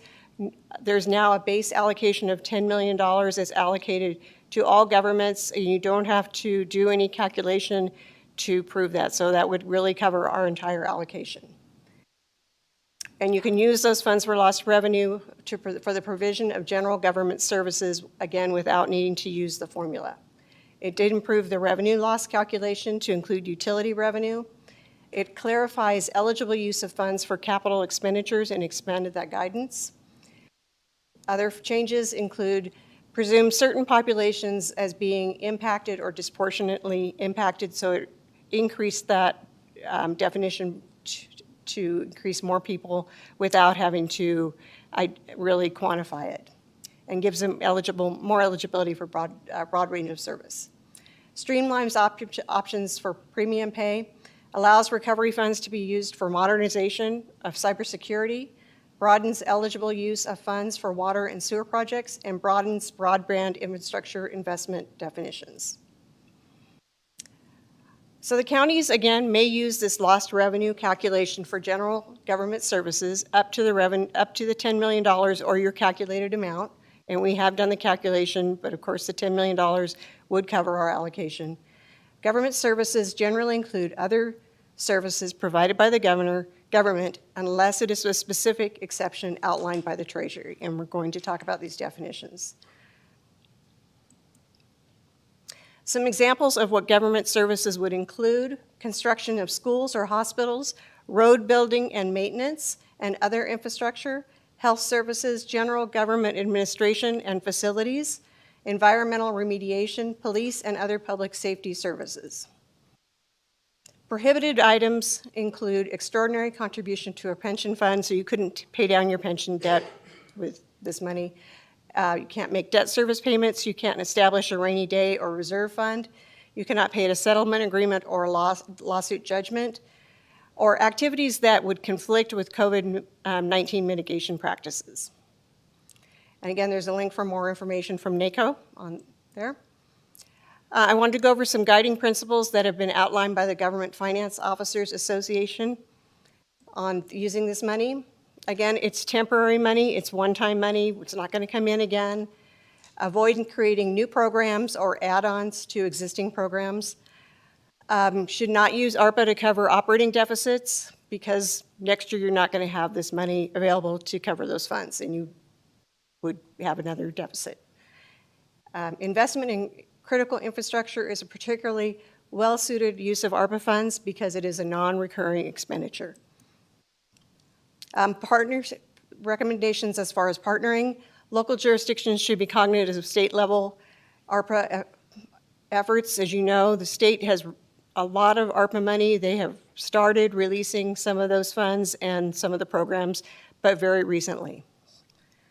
Consider regional initiatives like partnering with other recipients, other counties, but schools and other transportation agencies that may have received their own.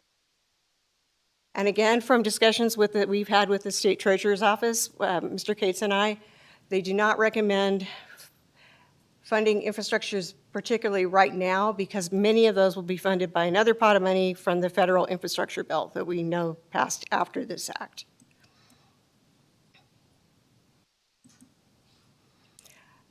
Take time and careful consideration. I know that there's been some discussion about why we weren't bringing this forward sooner. Again, we only received the money in June of 2021, so we've had it a little over 6 months, and we don't have to spend it until December 31st, 2026. So we want to be careful.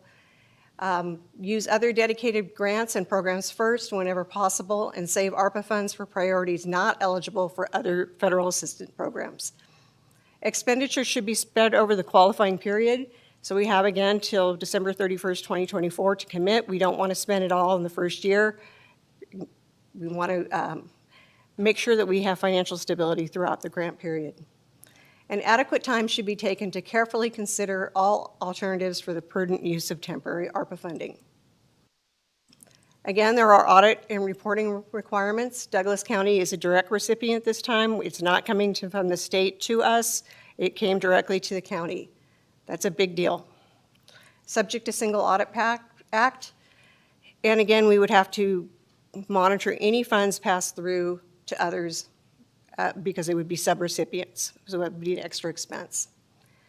And however, if we claim the entire allocation as revenue loss, we would transfer those funds to the county's general fund, and we could spend them out of the general fund. They would no longer be considered federal funds, so we would not have these requirements on them.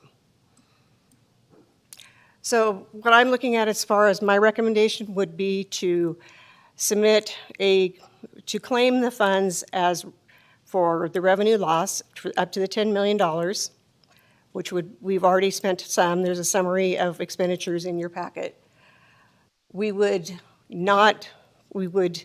First, we would bring back necessary budget actions to carry this out and bring funds into the general fund. However, we would also draft a resolution that would require these funds to be restricted, and any only allow expenditures in accordance with the board-approved expenditure plan. So we wouldn't be spending them without your input. We would then return with all the submitted projects and assist the board in drafting a strategic expenditure plan based on the board's priorities and the requests submitted. And then after that, we would be providing monthly updates to the board on how that money is spent and the balance of those. But again, at that point, it's not subject to federal, it's outlined in your packet. We're not subject to federal procurement guidelines, which is hard to enforce when you're passing through money through to others. And we would not be forced to do subrecipient monitoring. And the last page of the slide, and this will be presented as supplemental information. These are NACO's overview of the final rule and a link to the guiding principles I outlined there and the U.S. Treasury's final rule, which is quite large. But with that, I'd be happy to answer any questions. Commissioners?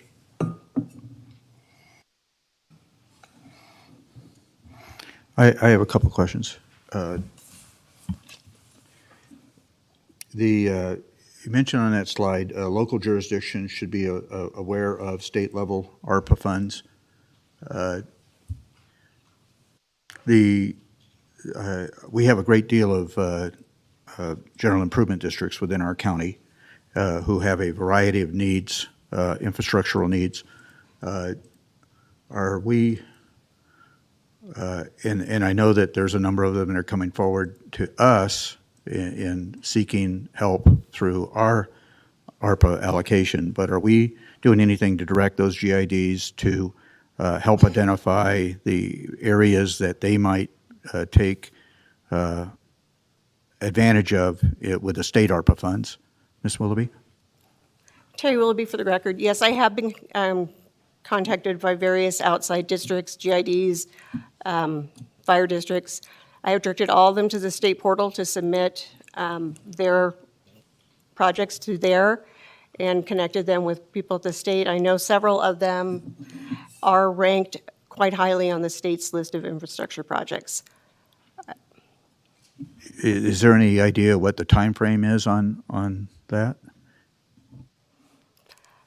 I know the state's sorting through the infrastructure bill as well as this, and I believe that their plan will be forthcoming hopefully soon. I have not heard.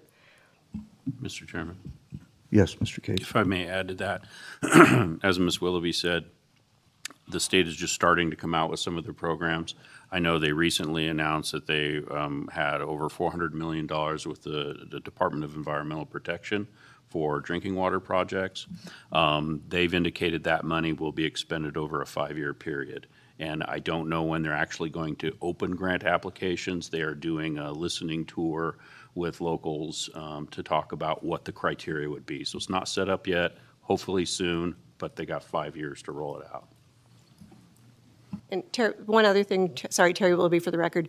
I know some states have set aside state money for special districts because they were left out of the direct allocation. And I have directed the state treasurer's, provided that information to the state treasurer's office and made that recommendation that the state of Nevada do something similar.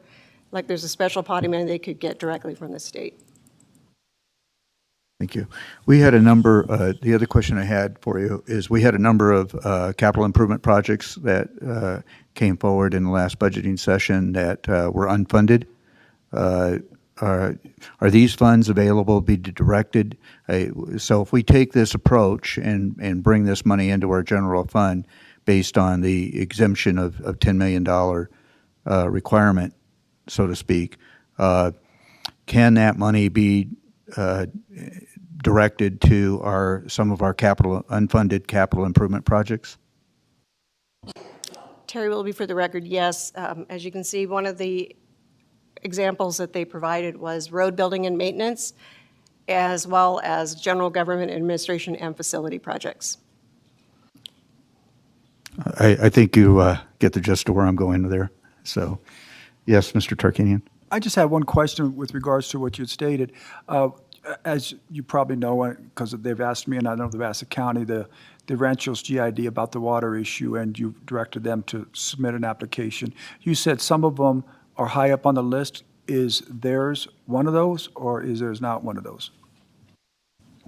I don't have that specific information, but I believe I spoke to someone at one of the GIDs that said they knew that they were, because you have to be eligible for state drinking water and state revolving fund loans, and they were high on that list, which would translate to them being a favored project. But I don't work at the state, so I don't have that, I'm not privy to that information.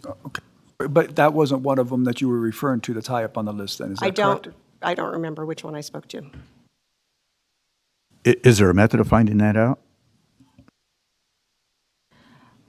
Terry Willoughby, for the record, I believe what I can get is the state revolving fund project list. That should be public information, but I can research that and get back to you. I guess that was my question, because I share what Mr. Tarkanian is saying about this intertie that I know that the Gardnerville Ranchos GID is looking at. So if they can get funding there, then it'd be very nice. So if they're high on that list, then that would really be good. So I knew where he was going there with that. Any additional comments from the commissioners? Okay, then this is for possible action, so we'll take it to public comment at this time. Are there any public comment here in chambers on this item? Mr. Slade, are you shaking your head? No, you don't. Okay. Ms. Johnson, is there any public comment online? Thank you, Mr. Chair. Marsha Johnson for the record. At this time, there's no public comment online. Wow, did everybody forget it was the first Thursday of the month? I don't think we've had any public comment online. Okay, well, we'll bring it back to the board. Any other comments or questions? And if not, possible motion?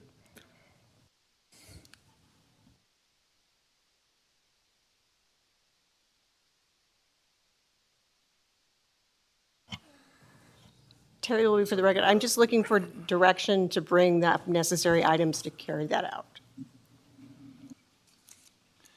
I'm sorry, I didn't catch that. Terry Willoughby, for the record, the motion would be to direct staff to claim it as lost revenue and bring those items back to the board. Mr. Chairman, I'll take a stab at it.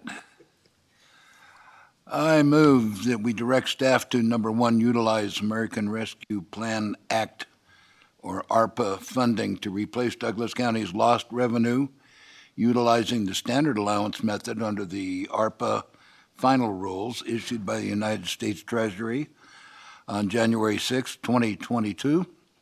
And number two, return with all budgetary actions necessary to facilitate a transfer of the ARPA funding to the county's general fund, with use of the ARPA funding to be determined by the board at a future date. Second. Okay. Motion by Commissioner Rice, seconded by Commissioner Tarkanian. Any further discussion on the motion? All those in favor signify by saying aye. Aye. Motion passes 5-0. Thank you, Ms. Willoughby. How we doing? Do we need a break? Anybody need to? Huh? One item to go. Well, two with the commissioners, but reports. But okay, that's fine. We can go. We can move right along. Okay.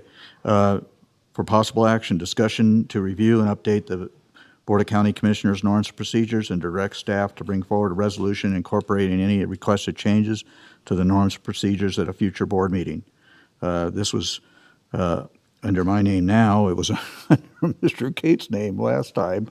Anyways, this was carried over from the last Board of Commissioners meeting on January 20th, I believe it was, to give the commissioners an opportunity, ample time to review that previous document on norms and procedures and come back at this meeting with possible revisions and a possible passing of that document. So I trust everybody took the opportunity to take a look at that document. And is there any I don't know how you want to do this. Do you want to, I don't know that we need to go through it line item by line item, unless my fellow commissioners feel otherwise. Is there any thoughts in regards to how you want to proceed with this? Mr. Chairman, I would suggest that unless someone has something within the norms and procedures that they want to change, I would think that we should pass it in its entirety, subject to any changes that are specifically made by any of the commissioners.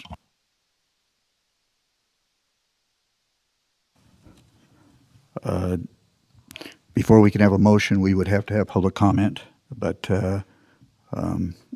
anyways, so that's, there's a couple of items that I did want to speak to. I don't know if any, but it's, by this document, it indicates that I should let each of the commissioners go first, so I will do that. Also, Mr. Tarkanian? I concur with Commissioner Rice. Okay. Mr. Noasad, did you have any comments or questions about I think items? the gist of this in the title says we want to update the county commission norms and procedures and direct the staff to bring forward a resolution that requested changes. I've already submitted mine. Mr. Engels? I did want to possibly discuss a couple of these items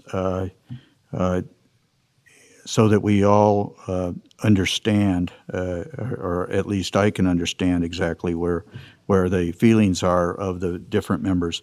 Under Section 4, Role of the Commissioners, item number 6, says, once a vote is taken on an issue, each commissioner will individually support the law or policy made by the board. If a commissioner wants it to be reconsidered, he or she will inform the board. When possible, the commissioners should attempt to reach a consensus on an issue. When this is not possible, the majority vote will prevail. However, the board should respect the opinion of the minority.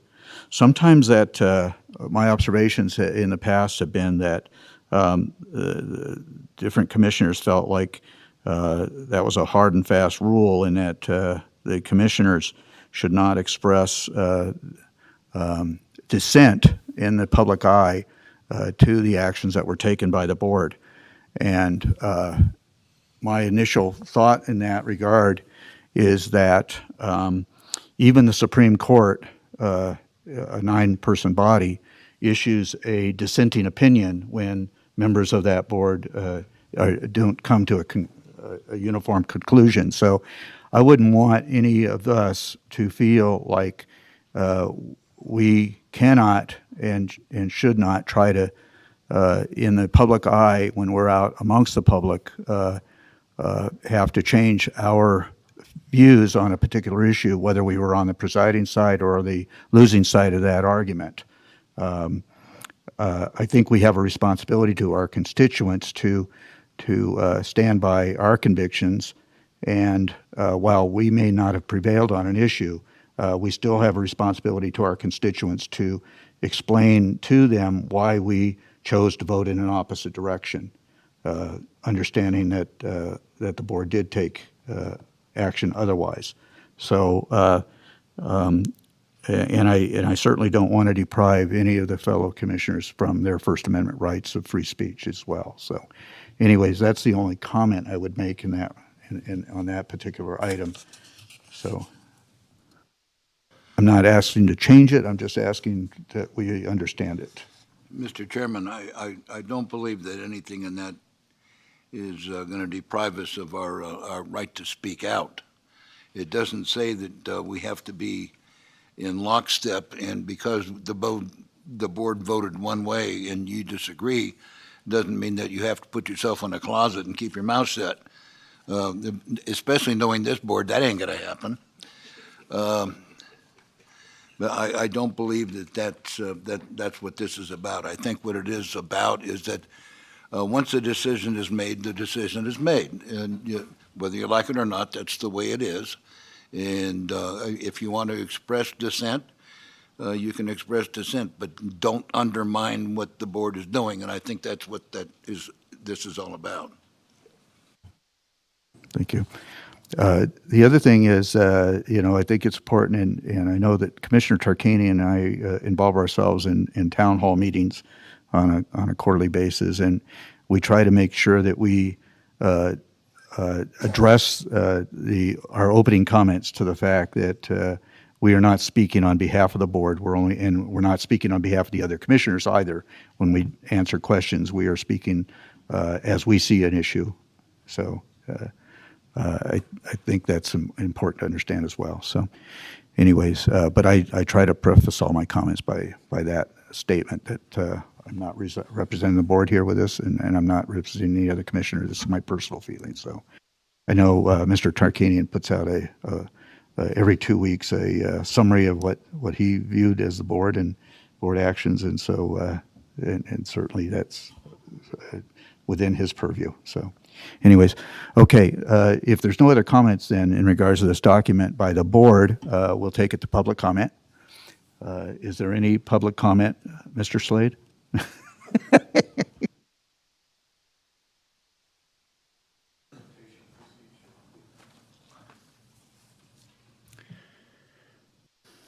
Jim Slade. Like our master plan, our norms and procedures are good in general. The challenge is to actually follow them. I don't think that is always done with the master plan. I don't think it's always done with the norms and procedures. When I look at section 1, apparently the most important one, since it's number 1, to act in the public interest, recognize the stewardship of the public must be the primary concern. I would add not special interests, not developers, not large landowners, not the gaming industry. Whereas it's reiterated in B, the common good of the people of Douglas County. So for instance, when the public comment, both written and oral, on a project like Park is 50-1 against it, I don't believe that is being met. And when Commissioners Penzel, Rice, and Walsh vote in favor of it, I think they're disregarding those norms and procedures. I'll just breeze through a few. Commissioners shall treat everyone with courtesy and respect, shall not be partial, prejudiced, or disrespectful towards the public, not make snappy or sarcastic comments to the public or each other. Will listen courteously and attentively to all public comments. I would say that generally is true, and that this board is probably doing a better job of that than some boards in the past have done, but I think it's important that you always keep that in mind. And sometimes there may be some barbs from the public, and maybe you just need to let it go. That's often the best way. Number D4, though, shall refer to citizens by their surnames. Now, personally, I don't care what you call me. I'm not offended at all by calling Jim or whatever. But I think that rule, and I thought this used to be in the norms and procedures, proceeds to how you refer to everyone, to each other, to county officials, not Amy or Patrick or Doug, but by their surnames or by their positions. And the same with staff members and with other applicants and presenters. And often the presenters, I think, should also add, at least the first time they introduce themselves, their title and their position, especially if they're state officials. You may know them, we don't know them, maybe you don't know them, but all of this is for the record, which Mr. Ritchie will remind us of. So I think that's important to do, and important that the chairman require of people that come to speak before you. Agenda items, I think, sometimes have been less than fulfilling, and that they need to have, when in doubt, put in more information than less. I would ask for just a couple extra seconds here, Mr. Chairman, to finish my comments. The copy I have... Sure, you may do so. Thank you. Yeah. The copy that I have is from the previous meeting when these were put off for a meeting. But in section 9C, it says that I don't know if this is in the current version, it says that the Lake Tahoe portion of the county should be heard at the Thursday meeting of the board. I don't know if that still applies now that maybe that does still apply now, even though it's now for the most part, down here in the valley. So that was a little unclear to me there. And this has always been a pet peeve of mine and of some of the commissioners. Commissioners will be given sufficient notice and preparation time for reviewing agenda materials. If substantial materials are presented at the time of the meeting by a proponent of the agenda item, the board may, in its discretion and within the confines of the law, continue the agenda item until the next meeting. This is violated far too often. It is violated by staff when community development brings you information on the day of the meeting. It is violated by applicants who bring new information on the day of the meeting. I believe that every time they do that, you should continue it to the next meeting with very few exceptions, because it is done far too often. It's discourteous to you all, and it's discourteous to the public. So I would encourage you to follow that guideline very closely. Thank you for the extra time, Mr. Chairman. Thank you, Mr. Slade. And Mr. Ainsworth.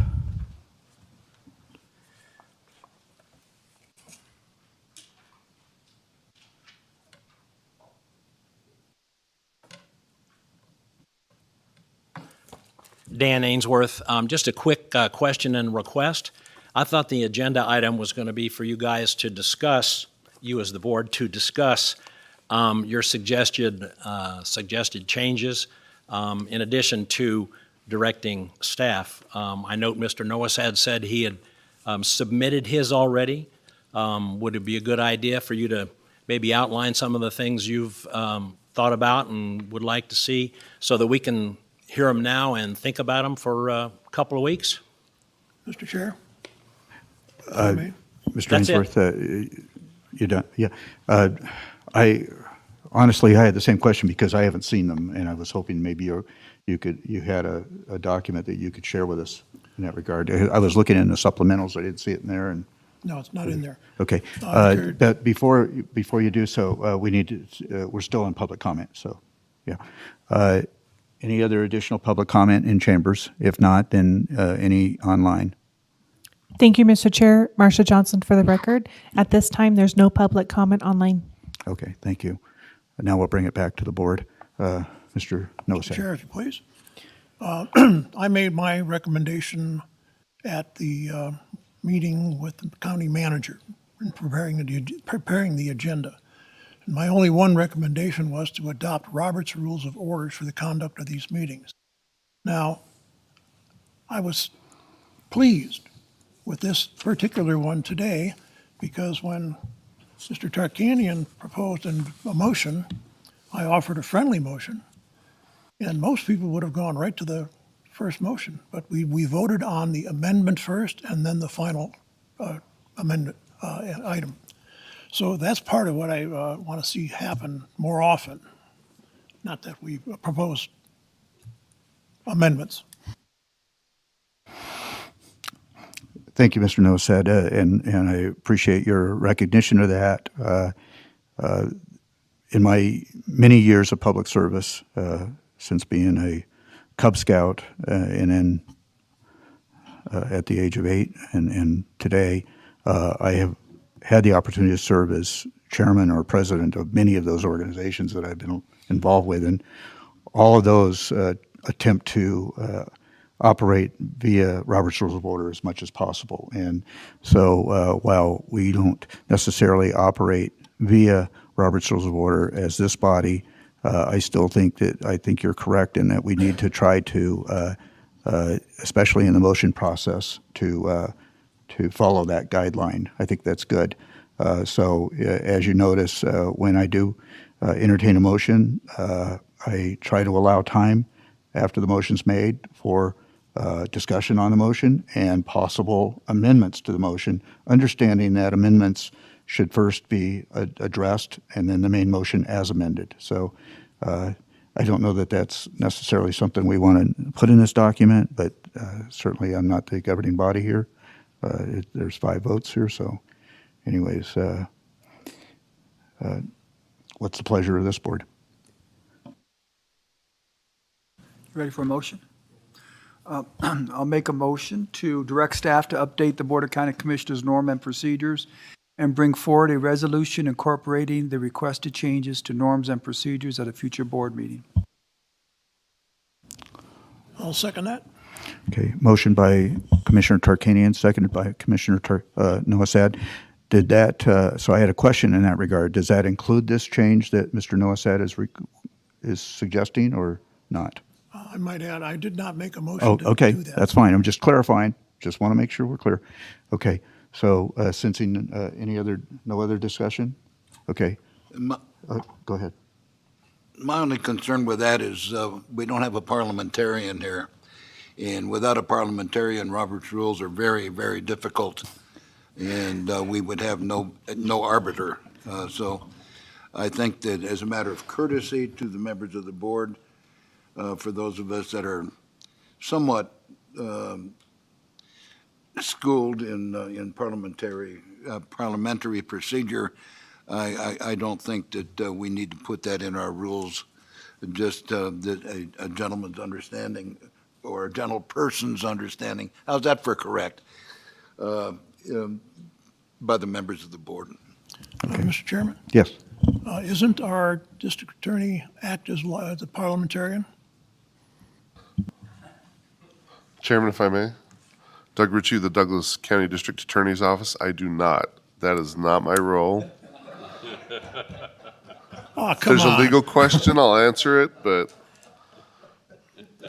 And if I may, the board's past practice is to use Robert's rules as kind of a guideline, but under our current norms and procedures, it's the chair's duty to facilitate the meeting and to basically handle those issues regarding recognizing speakers, recognizing motions, motions to amend. And however that is best handled has historically been granted to the chair. Thank you, Mr. Ritchie. So, sensing no other discussion, all those in favor signify by saying aye. Aye. Apparently, there's nobody opposed, so it's 5-0. Thank you Mr. very much. Chairman, Yes. I apologize, but I'm a little confused by the motion. I didn't hear anything specific that you wanted changed in the norms and procedures. You got that correct. Okay, thank you. Thanks for the clarification. I didn't hear any changes. Okay. Mr. Chair, I suggest that the motion, or not the motion, but the information provided by Jim Slade in Article 9, Section C, could use some rewording. I'll be more than glad to do that for you.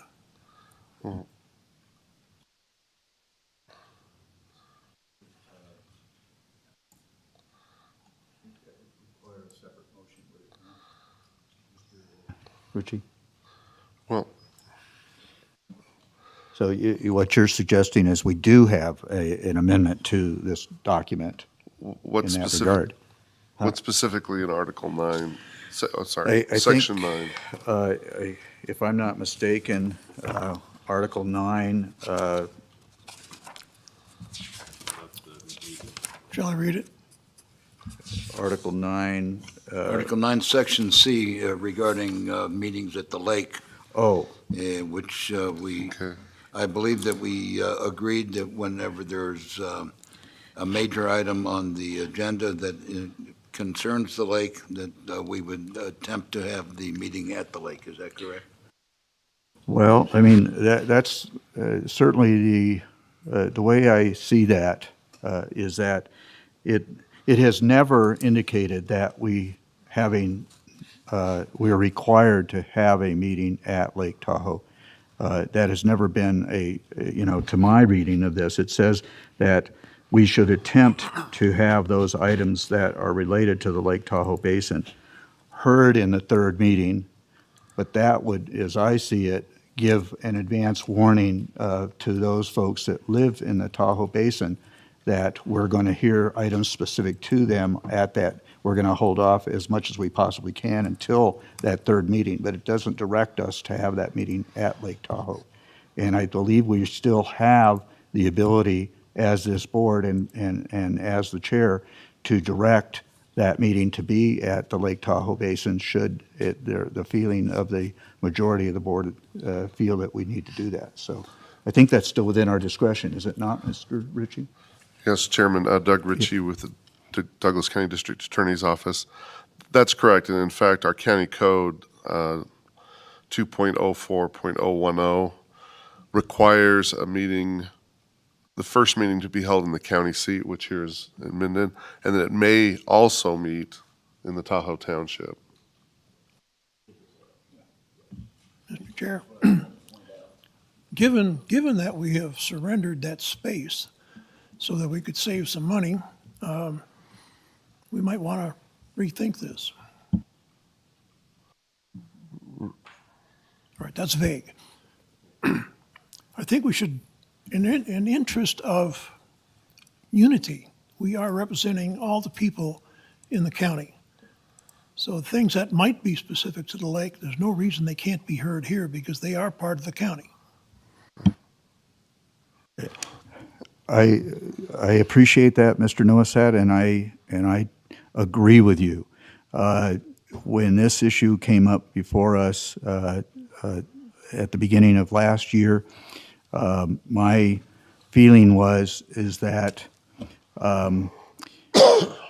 when I look at our residents that live in the Topaz area, travel approximately 30 to 35 minutes to get to this location for a Board of Commissioners meeting. And when I also travel from this location to the Tahoe Transportation System Center, where we were previously having our meetings on the third Thursday of the month, it took a similar amount of time. So I think having it here in the county seat is the most appropriate thing to do. And that's why I voted for that motion a year ago.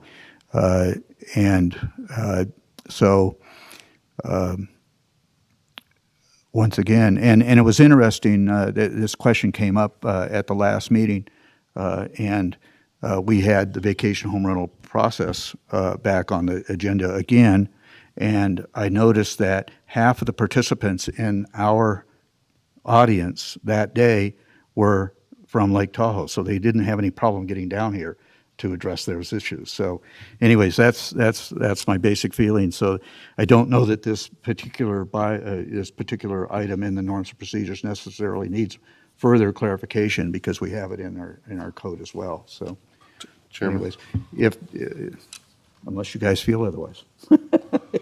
Chairman, if I may. Yeah. Doug Ritchie, for the record.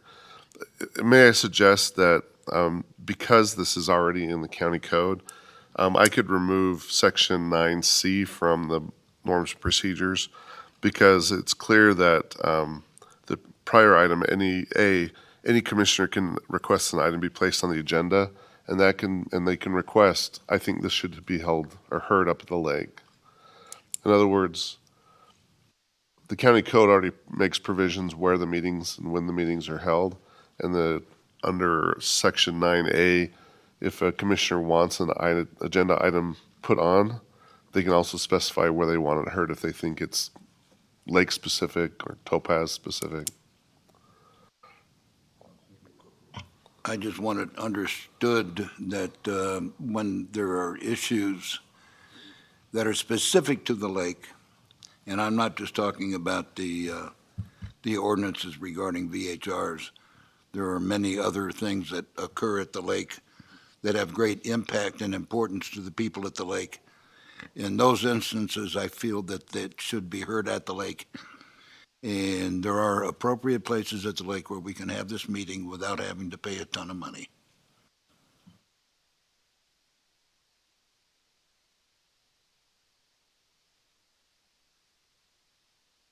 Mr. Noasat, are you interested in proposing a motion that would eliminate Section C, as Mr. Ritchie is? Point of clarification. Yep.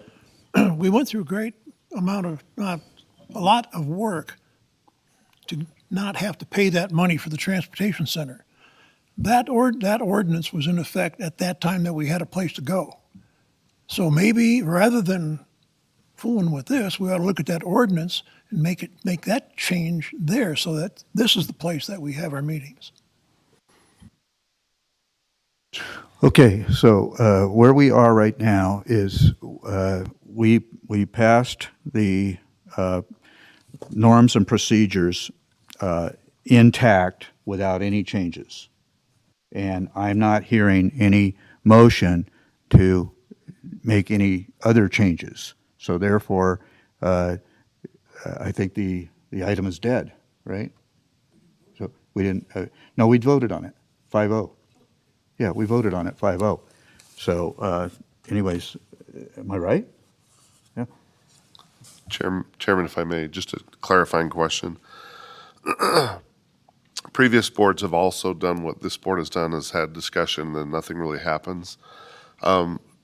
Would you like staff, if only just to put a new resolution number on it, bring it forward with the new 2022 resolution number so that future boards will know that you actually did consider this and chose not to make any changes? Yes, I think that's appropriate to bring forward a resolution. That's basically, we've made any changes, but, bring the resolution forward with the new date and the new resolution number so that we can all sign that document.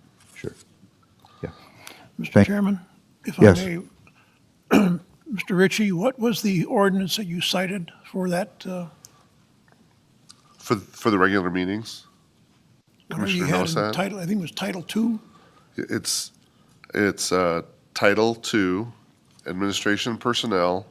It's 2.04.010. Thank you.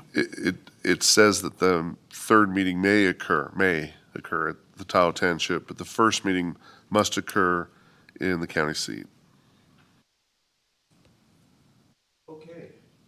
Okay, thank you. So moving on to item 14 for presentation only, reports and updates from county commission members concerning the various boards and/or commissions that they may be a member of or a liaison to, or meeting functions they have attended. And so, Mr. Trickanian, anything? No? Mr. Nosad? Mr. Ingalls? Okay. And Mr. Rice? Yes, the TRPA has been grappling for a long time as to what to do with the invasive weeds in the Tahoe Keys. With the concurrence of the Lahontan, they have decided to allow a one-time application of herbicides in the waters of Lake Tahoe, in the Tahoe Keys Marina, with mitigation factors in place to see how that works in conjunction with several other methods of killing the invasive species there. And very contentious, very many people are opposed to this. However, with Lahontan giving its blessings, the governing board voted unanimously, well, with the exception of one, to allow the introduction of the herbicides into the lake. So we shall see how the results of that are in the future. Thank you. As mentioned by Mr. Ingalls, we did have a Board of Health meeting last Friday. I believe it was last Friday. Last Friday. It was by our county sheriff and our undersheriff. The numbers were strikingly low. Our 10-year average in fatality rates in the Douglas County have not increased over the last 10-year period, even accounting for COVID and the flu. So those were encouraging numbers. Our fatality rate or our death rate in Douglas County is much lower than national average, as I gathered from that report, which was encouraging. And I encouraged our county manager to put that information out on social media to certainly appreciate the lifestyle and that we enjoy here in Douglas County and the performance of our senior services and community services programs to keep our program or our county elderly population healthy and above ground. So anyways, that was an encouraging number. I think my fellow commissioners shared their feelings in that regard as well. Unless you guys want to share something with that, but otherwise, that's all I have. I had one more thing to report. The city of South Lake Tahoe approached the governing board requesting permission for their dispensary to be allowed to grow their own product in state line, or in South Lake Tahoe. Barbara Sagowski recused herself from voting. I voted no. It did not pass, and it will be coming back. And I have been, the mayor has requested an audience with me, which will happen tomorrow. And I tried to make it clear that Douglas County does not like marijuana, and that they would probably not be too happy having a grow within a quarter of a mile of our border. So we'll see how that goes.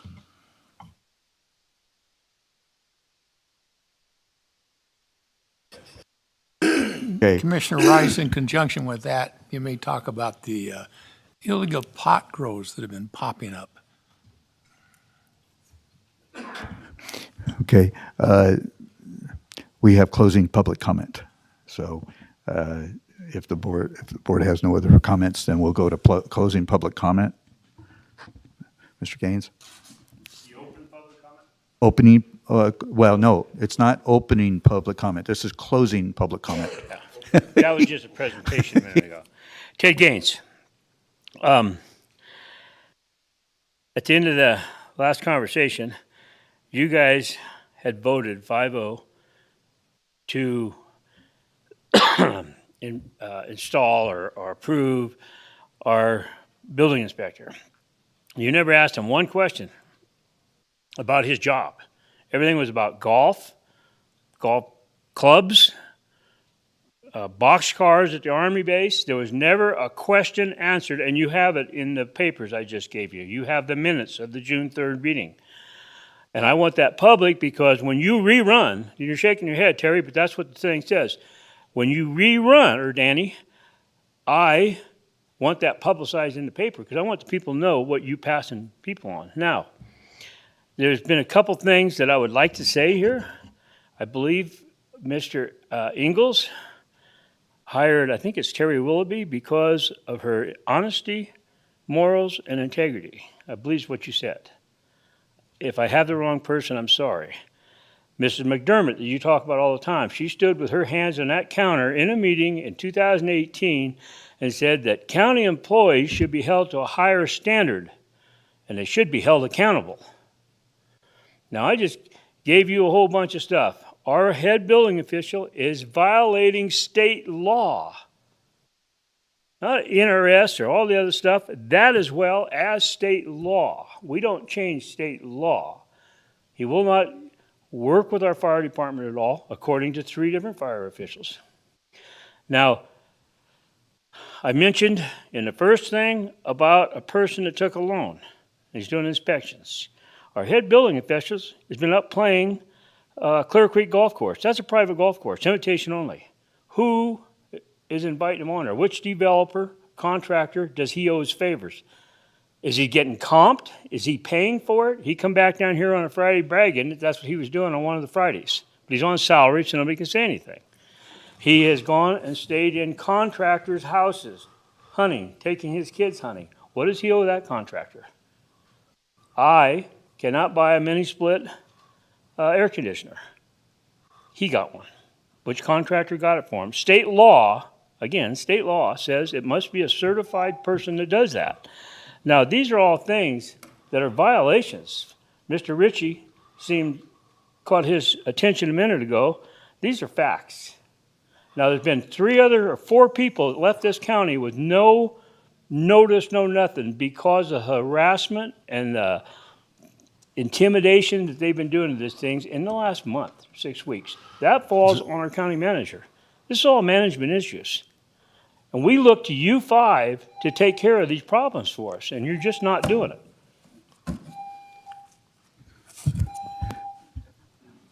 Do we have any additional public comment? Mr. Slade?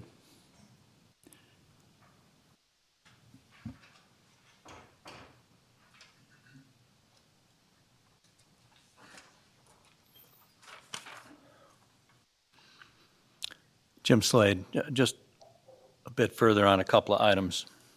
On item 2, the start time, I advocated for keeping the starting time at 1 o'clock, but that didn't prevail. I understand that, but I think today was a perfect example of why a 10 a.m. start time is problematic. There were fewer attendees, less public comment, excepting myself, of course, and even fewer people after the lunch break. There's almost nobody here now. I would remind you that Section 6 of your boards and norms say the board will encourage members of the public to attend board meetings to observe.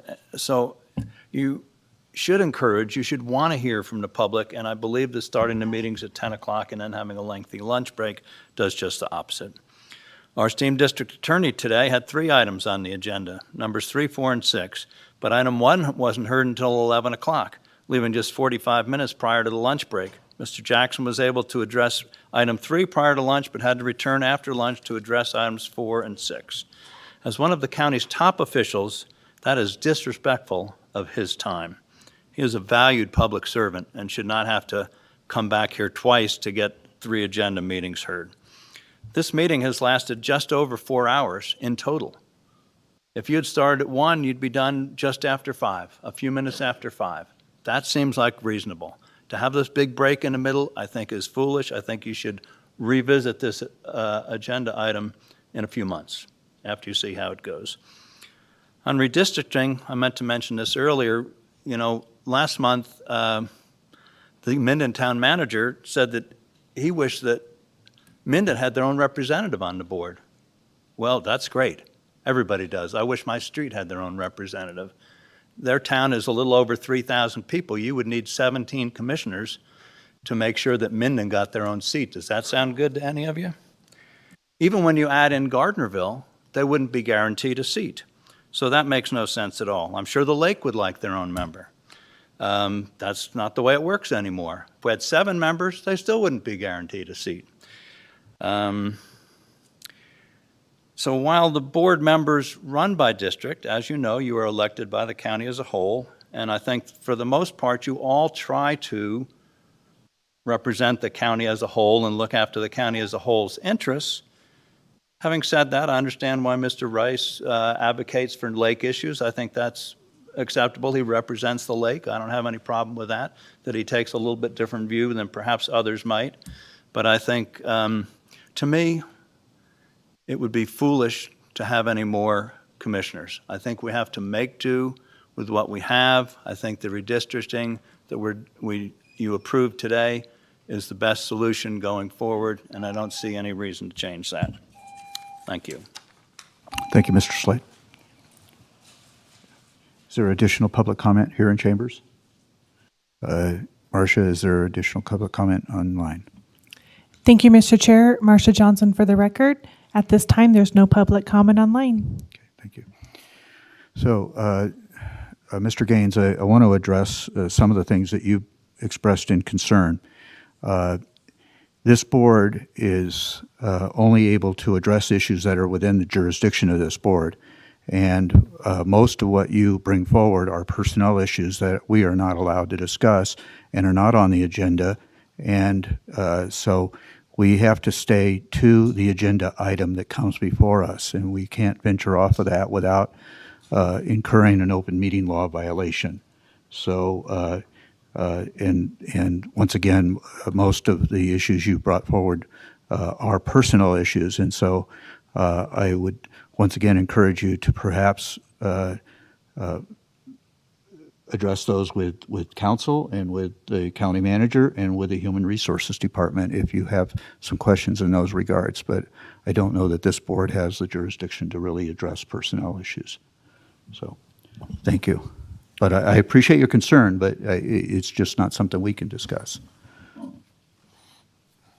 Mr. Chairman, if I may, I just wanted to add, we've talked about it in these meetings. We do have a process for these types of concerns to be addressed by management. We have a fraud, waste, and abuse hotline.